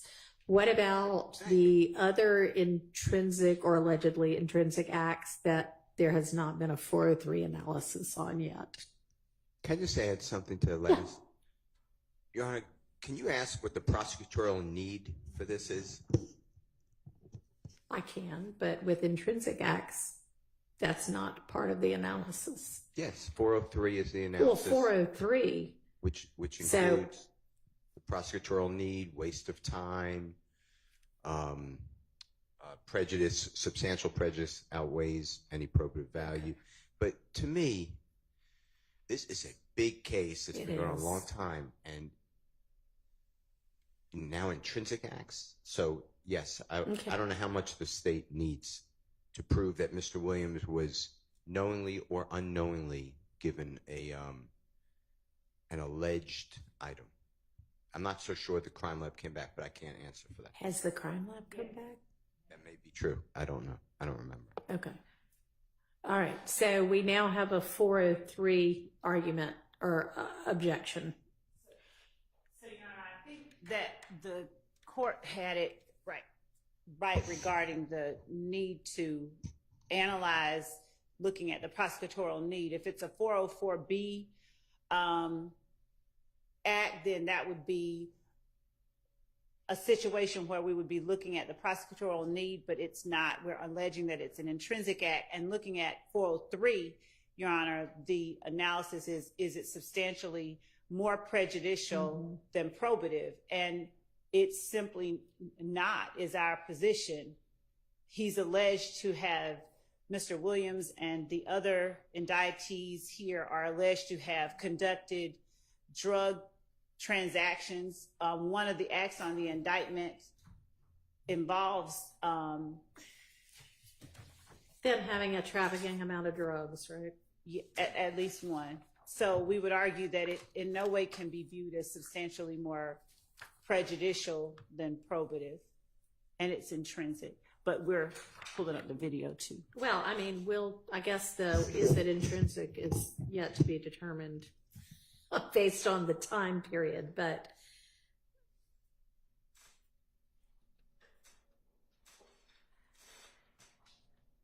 Your Honor, this is not really my argument, but I have got to weigh in here on this issue. Yeah, thank you.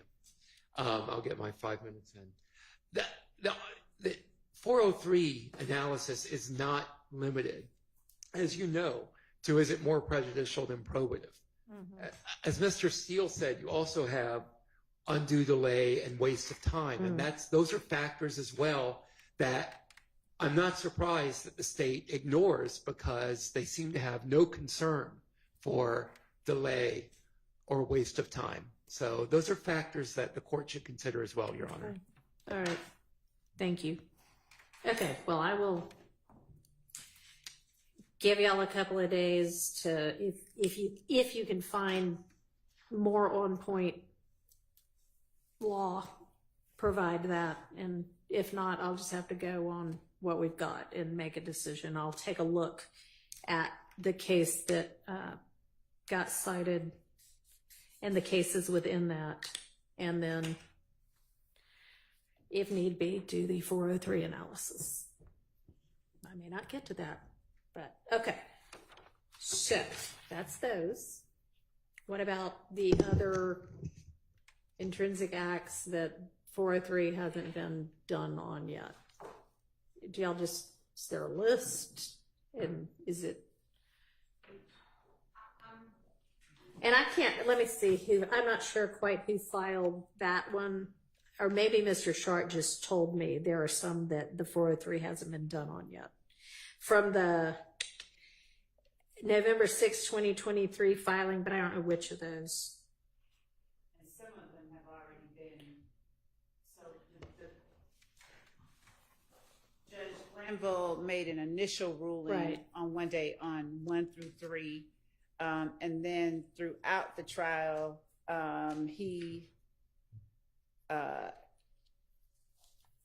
we dealt with and admitted evidence on number 4. Does the court have Not the right in list? front of me. What list you're referring to? The filing on November the 6th, 2023. Yeah, I think I've got that. Give me a second to locate it.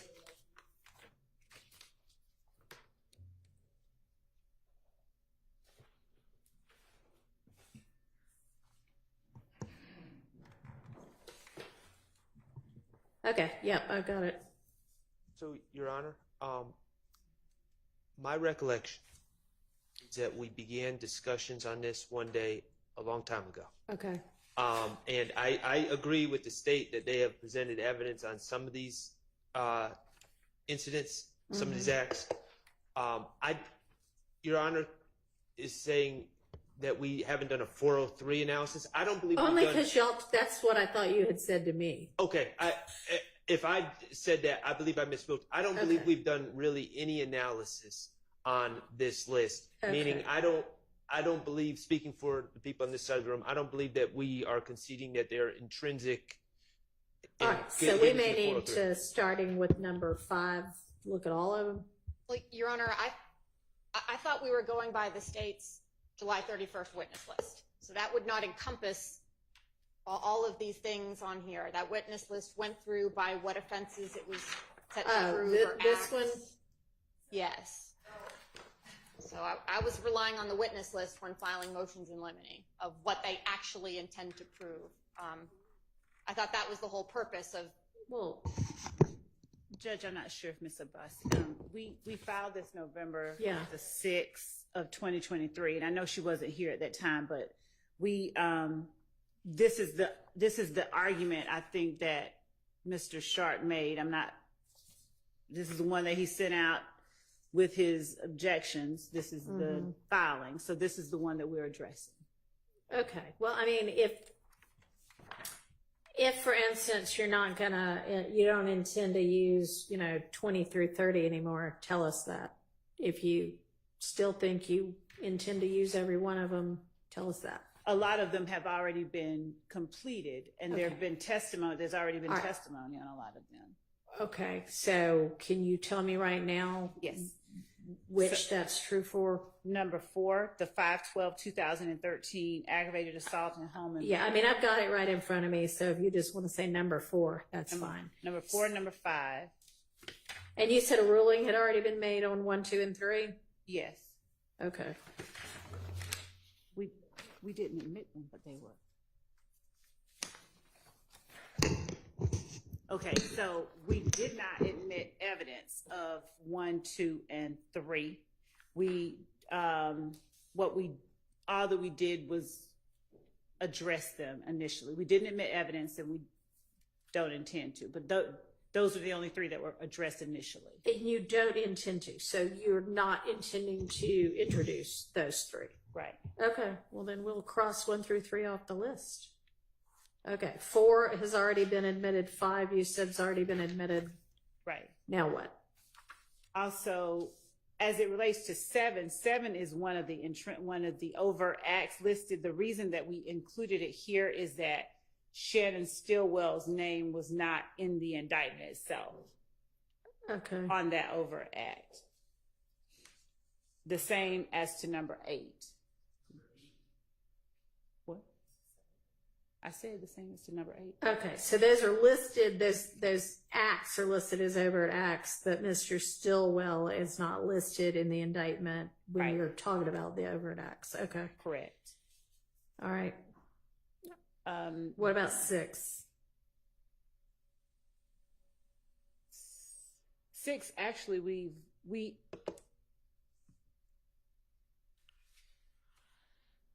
so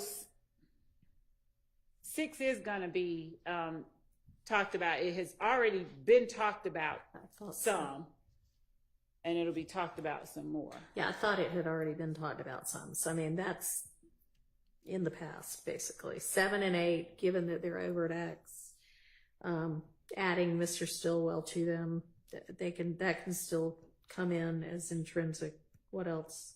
10 has already How about been. 9? 9 has not been talked about. And do you intend to still present evidence of that?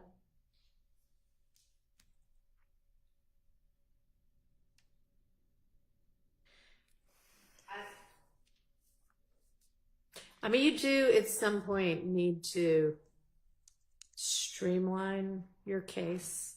So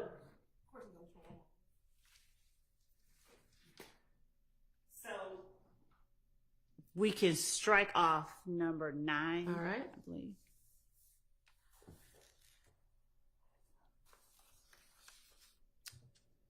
Ten and 11 have already been alluded to, and in fact, 11 has been discussed by the witness who's currently on the So stand. those are already in.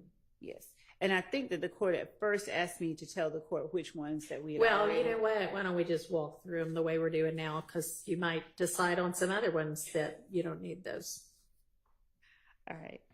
So Hill Street there will be testimony given on that through Detective Dennis. Okay. And He his already involved in talked that. about it. Miss Hilton has reminded So me. that's already in also. Okay. Number 13, a witness has already talked about. Okay. Mr. Copeland on the stand. Number 14 has already been testified about. Okay. We've taken off number 15. Okay. Number 16 has already been testified about. Number 17 has we've already presented evidence on. Okay. Number 18 we've already presented evidence on. Number 19 we intend to present evidence on. All right. And tell me, is that like part of the gang rivalry leading up to Mr. Thomas's? I mean, I'm just looking at the date for that. Or why is that intrinsic? Why is that a part of the whole story? Already. We've talked about it, or y'all have talked about it. She's right. We did. I'm not aware. The aggravated assault at Trestle Tree on the 8th. What case is that? The aggravated assault at Confederate Court. I'm aware of that, but through Detective Dennis, I believe that when he gave, I'll have to go back and make sure. Looking at our at the flip chart that we made while he was on the stand. Okay. But would this be part of the back and forth that y'all assert led up to?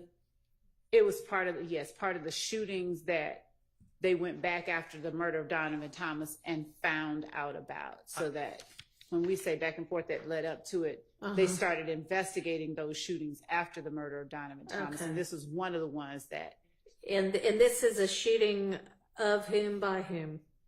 At Trestle Tree, which would have been Ifgang territory, we alleged by YSL members. Okay, and what evidence do you have of that? We did. Okay. So, and just so that Mr. Sharp has that, it's for 150080094. We've already put the CAD report and the 911 call in. Okay. Okay, well, that pretty much sounds like that's in then. Well, I don't agree. I mean, what's I think obvious right now is I've been very involved in this case. I don't know what this January 8th shooting is. I'm asking Miss Love. She doesn't know. So I'm trying to figure out how anyone could argue, if no one even knows what it is, how it's so intrinsic to this case. Yeah, I don't know if she doesn't know what it is. Well, period, I mean, I keep or if asking, she I'm just giving doesn't up. know right now what it was. So who is alleged to have done this? So, or is this just a general, we, the gang experts, found out about this and we think this was a part of it? It's so, okay. Is there going to be more besides what's already been testified to? Okay. No. So it's already in. Okay. Okay. What number? 20. 20. We have already heard testimony on this one. And that's all we're going to hear as to that? Okay. Yes. And we've already heard testimony on 21 All right. and 22.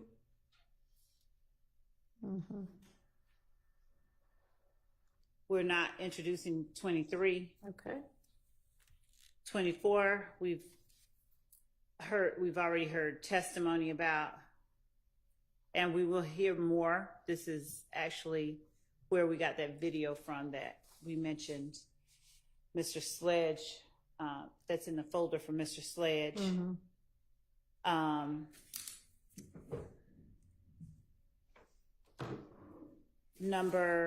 So, hang on. What else is going to come? I mean, great if the video happened to be from there, but what else is going to come in about this ag assault criminal damage? Well, Mr. Antrevia Smith is one of the witnesses that we've listed, and her testimony. That's a victim? Yes, that's whose house it was. All right. Okay. Go ahead then. 25. This is January the 28th.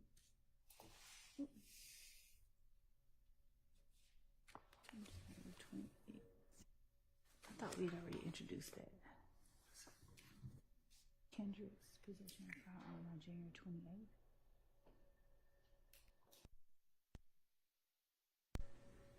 1502.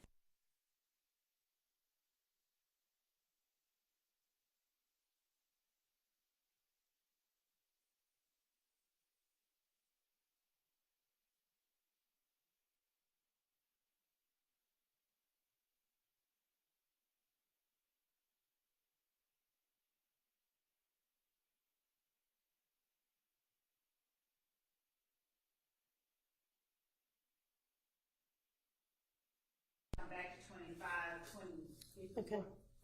That's 26, we're not going to introduce evidence of.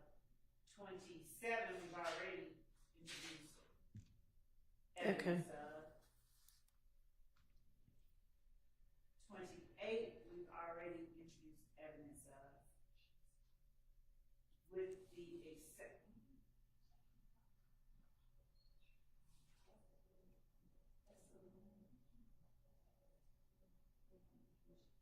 So 28, Ms. Hilton is reminding me that with the exception of Shannon Stillwell's involvement in the Little Wayne bus shooting, it has come in, but it was added here because Shannon Stillwell's name was not on the overt. All right, that's fine. 29 is coming up. The shooting at Club Crucial preceded the shooting at Adele Drive and Drew Drive, and that's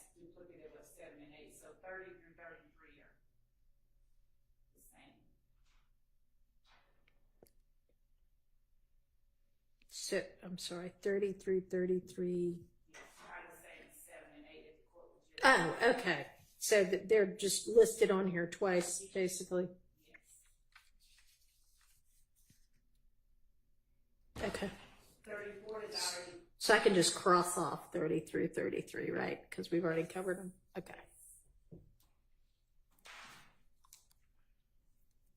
34 has already been testified about. 35 has already been testified about. Okay.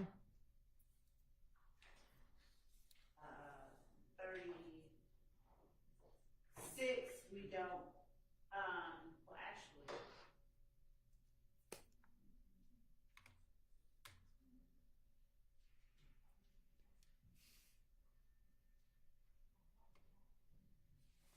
I asked the court to allow us to come back to 36. I believe that there are ruling may have been made on that. Okay. At first, Right. I want to check and make sure.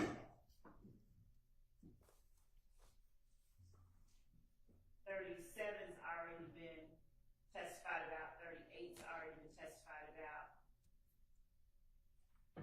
39, we don't intend to introduce evidence of. Okay. 40, we do intend to introduce evidence of. Okay. That seems pretty intrinsic.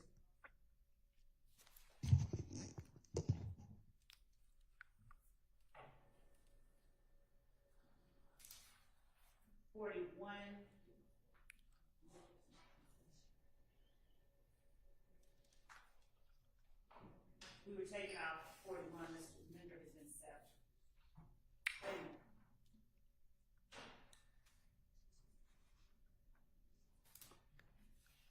Oh, Judge, I apologize. As far as 39 comes in, I was thinking of another incident. 39 is coming in. That is what led to the arrest by Mr. Kendrick and Mr. Arnold with the firearms that Mr. Kendrick entered a guilty plea to that involved his plea colloquy that we spoke about earlier.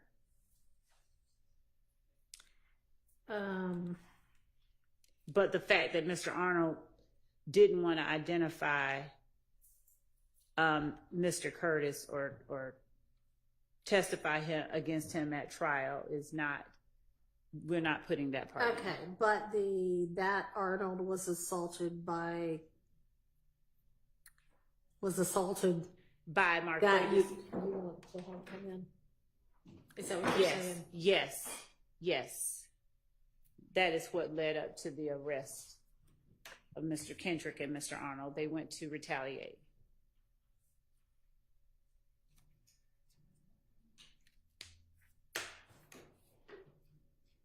So my apologies. That's 39 and 40 coming in. 41 being taken out. 42 we don't intend to introduce evidence of 42. Okay. 43 we do intend. 43 is coming in. Well, we intend to introduce evidence of 43. That's tied to the armed robbery that he's alleged in the indictment to have committed. Okay. On October the 11th. 44 comes in because that, we believe, is the motive for the murder. That is the last murder on our indictment. Okay.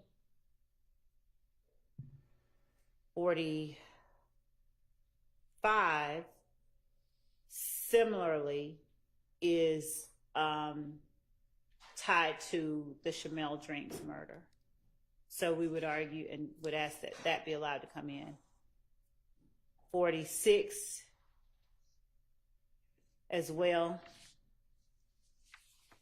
is tied to the murder of Shamel Drinks. Right. As a matter of fact, 47 and 48 and 49 are all tied to that murder.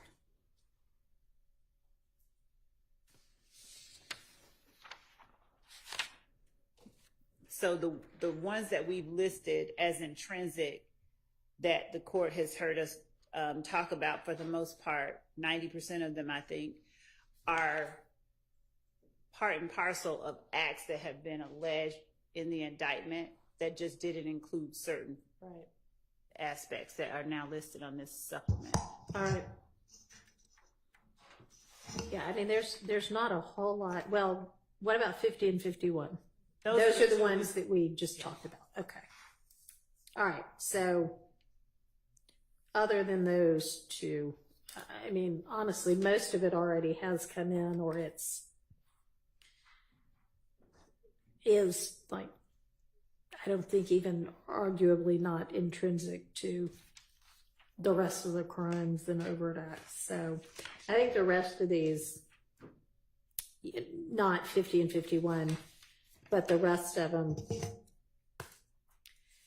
unless y'all got some kind of a 403 argument to make, those seem appropriately in.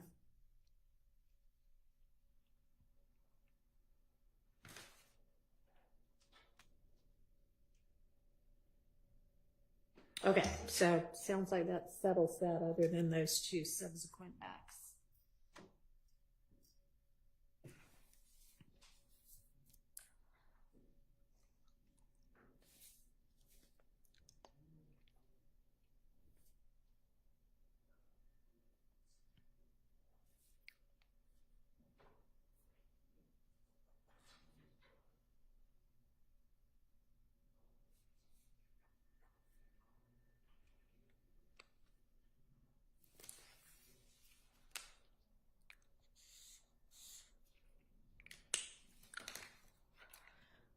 All right, with regard to I think I already asked y'all to do this, but the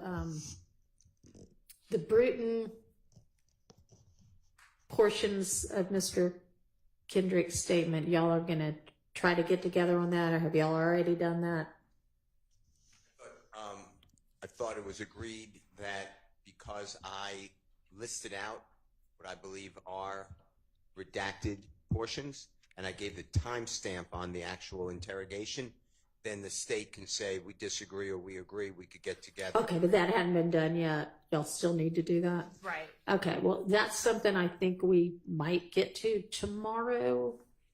As well as we were just served by Mr. Williams a bucket of exhibits. I think he wants to introduce with somebody at some time through a Dropbox link. So we could probably discuss those this week as well. Okay. We can, but it'll take about 8 seconds. There's not much to discuss.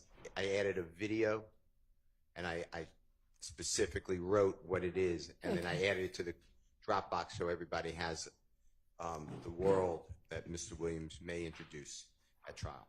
Okay. Exhibits. So it's just one video. All right. So do you believe the state will be able to examine whatever portions of Mr. Kendrick's statements they think might need to be redacted and let us know? Yes, I looked at some of the, I don't agree with them, but I can look at them and have some agreements if they're already by tomorrow. Okay, sounds good. So tomorrow we'll still need to do that. We'll need to do the PowerPoint. We served that one. Right. So I'd like to maybe take that up tomorrow or sometime this week. I want us to be ready on as much as possible, though, so that if we finish one topic, we can move on to the next one. And then we've still got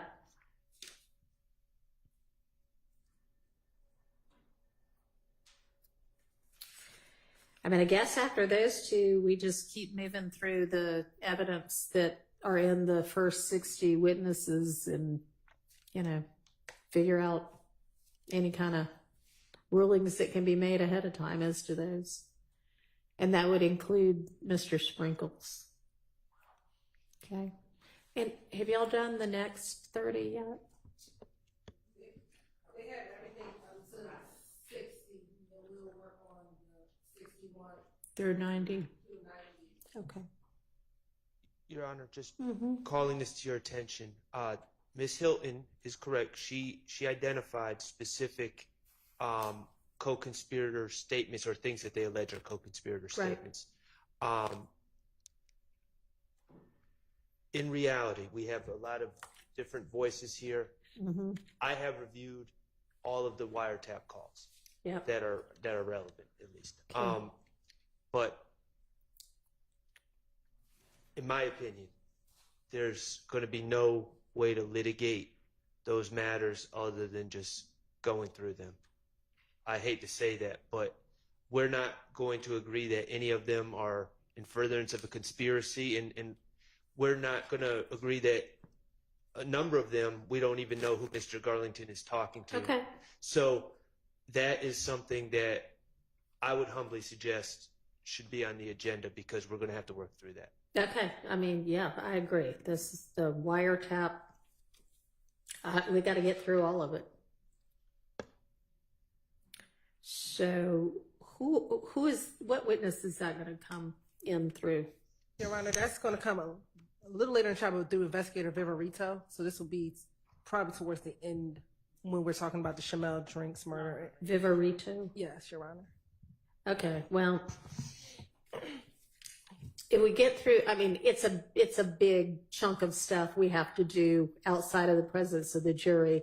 So it may not be what is first on tap, but we're going to try to utilize our time. So that's something we need to turn to as well. And to give just a quarter reference, it would be after witness 91. And this is when Investigator Viverito comes up, probably her third or fourth time. So Have y'all given thought to streamlining your witness list and your evidence? So, Judge, just so that the court is aware, early on, I don't know how familiar the court is with the number of witnesses that we initially started out with, but we started out with over 700. Mhm. And before, I believe, Mr. Weinstein filed his first motion to limit the state's case with the former trial judge, the state announced to defense that not only would we actually be asking for an earlier start time and a later finish time, but we actually told them that we had reduced our list from the over 700 to just over 200. Mhm. And we've reduced it further. And then after that was when I believe Mr. Kendrick filed a motion to force the state to reduce its list, but we had already said and done that. So now we've reduced it even further. And I believe that we are at that point where we've reduced it. The delay that Mr. Kendrick referenced in his motion has not been attributable to the state. We have had a number of administrative days. We have had a number of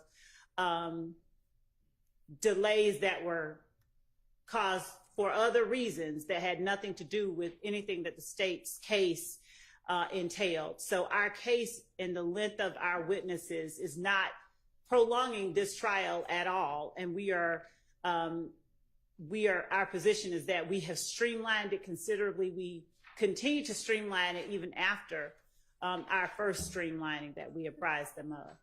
All right. Well, all I'm saying is please try to do what you just said you are doing, which is continue to streamline, and I don't have the entirety of who's saying what to what, but you do have the thing that says what counts each witness is going to go to. Just make sure that you're not being cumulative in that the witnesses you're calling are basically worth calling, that they're going to add something material to the jury's ability to decide this case. And Your Honor, we have indeed been doing that. I think that the main cumulative objection has come from, as I remember, they've argued, they've called a gang expert, 3 gang experts, and that's cumulative. But each gang expert has talked about a different set of information that they have knowledge of, and they also had factual information that they were both fact witnesses and expert witnesses. But you're expecting 2 more gang experts? In terms of new ones? Yeah, there were 2 left on the list that we haven't yet gotten to.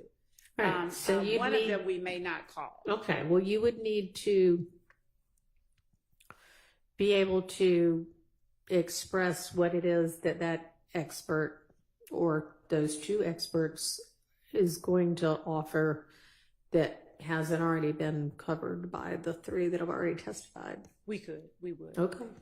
And Your Honor, I would like the opportunity at some point this week, I expect the state to answer, to respond to the motion that we filed, but I would like the opportunity to actually argue that in front of you. Well, I mean, I don't know that I need a response from the state. I also don't need argument from you. I mean, I understand what you're asserting in your motion. I mean, just today, Your Honor, they say that gang experts, for example, because that is one that we have gone to, that they have not been repetitive. But just today, and I wrote this down because it's just emblematic. Just today, Ms. Love said, quote, our gang experts have testified to B replacing C. So there's a situation there where their gang experts have testified to the same thing multiple times. There's B replacing C. It's constant, Your Honor. And there's absolutely no reason that they should get to run this courtroom. Now, I'm not asking to run it. I'm asking you to run it. I'm running it. Okay? And you have the ability to put a time clock on the state. We're way past the time. I'm just going to finish real quick. We're way past the amount of time that we have told the jurors that they will be here. And that is a factor that you can consider. We told the jurors, now I remember 6 months. Other people have said we told the jurors 6 to 9 months. We're going to far exceed that. There's any number of reasons, and they're outlined in the motion. If you don't want me to argue it, I won't argue it, that we can put a limit on the state, or you can put a limit on the state. Okay, I understand what is set forth in your motion. I understand the law. I understand what my powers are as the judge presiding over this case. I understand that cumulative evidence is unnecessary and maybe undue delay and a waste of time. I also understand that the state has a right to present its case and that they don't have to be limited to just one witness per, count in the indictment. They have rights to. So I appreciate what you put forth there. I agree with it. I mean, it is granted. Okay. I will not permit there to be excessive, repetitive, witness after witness saying the same thing, exhibit after exhibit showing the same thing. Well, the relief I requested was to put a specific time, whether it be days or hours or however you want to do it. So if that's granted, I am thrilled. Well, I'm not sure that I know at this stage, given that we have only not yet gotten through one incredibly long and somewhat painful witness testimony, what that time limit might be. I don't anticipate most of the other witnesses to be as long on the stand as this particular witness has been. And maybe I can get, maybe let's just ask the state right now, like time-wise, do y'all expect any of your other witnesses to take as long as Mr. Copeland has thus far taken? No, we didn't expect him to take them. But, Your Honor, this is not the only witness that has taken I cannot do anything about what happened before I was the judge. I appreciate that. I just can't. And I'm not asking you to. All I'm saying is that the state's saying that they don't expect other witnesses to take this long. There have been repeated witnesses that have taken weeks. Okay, well. And I mean, okay. Let me drill down a little bit more. Okay. So are there any other witnesses that are going to have video interviews that are anywhere as near as this witness? No. And for any witnesses that have taken more than a few days, there have been breaks, there have been pauses that have caused us to have to take that witness over a period of time longer than we ever anticipated. And I hope we don't continue to have sound issues, but, you know, nobody can do anything about that, although I'm trying to at least get us a reasonable backup, which should have already been in place anyway. But, all right, so I'm going to need an answer as to why there needs to be any other gang expert at all in some amount of detail. And y'all have the witness list. Just like, I mean, you have the state's witness list. So if there's somebody else like the 2 extra gang experts that you all looking at the list and knowing the case backwards and forwards think the person who's going to say this, you know, somebody else already testified to all of these same things, then you'll bring it to my attention and we can go through and get answers as to whether those people or those witnesses or those exhibits are cumulative. But I can't know at this point in time. I haven't been in this case long enough yet to see what's reasonable for, you know, a witness to take. Okay. So I'll be back in a few weeks asking again, Your Honor. Okay. All right. So I think there aren't any other short things. I'm happy to stay here another hour if y'all would like to. Nobody else wants to. This wasn't even a full day, y'all. Can I inquire? Yes. The item that's the, I think the computer with the headphones on it, is that going to be in front of the jury? So that No, that's a ridiculous place for it to be right now. If we end up having to use it at all, and I appreciate the state, you know, bringing it as a potential fail-safe. I think we're going to try. While you're doing your oral argument tomorrow morning, somebody is going to come in here and see whether they can even have this be the backup. But it would, as I understand it, we wouldn't be using the video. We would just be using it for its audio output. So it would. And it would be up against the wall. Up against the wall, yeah. Right. That's where we had it initially. Like we don't even need the video part, right?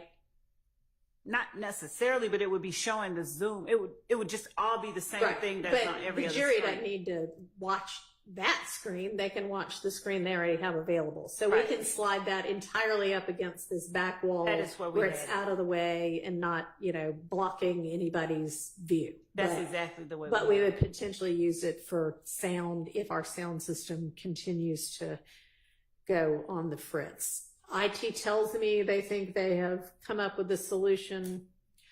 I don't know whether they have or not. I also don't know how long it's going to take them to implement said solution. So I have asked them to have something else ready. This may be part of it, but yeah, okay. I'm reading an email that just got sent to me by the head of IT about it. Anyway, we'll try to get all of that addressed. Okay, so we will convene Sergeant Ingram on the scheduling. You know, I had said 12. Is that doable, or is 12:30 just a better?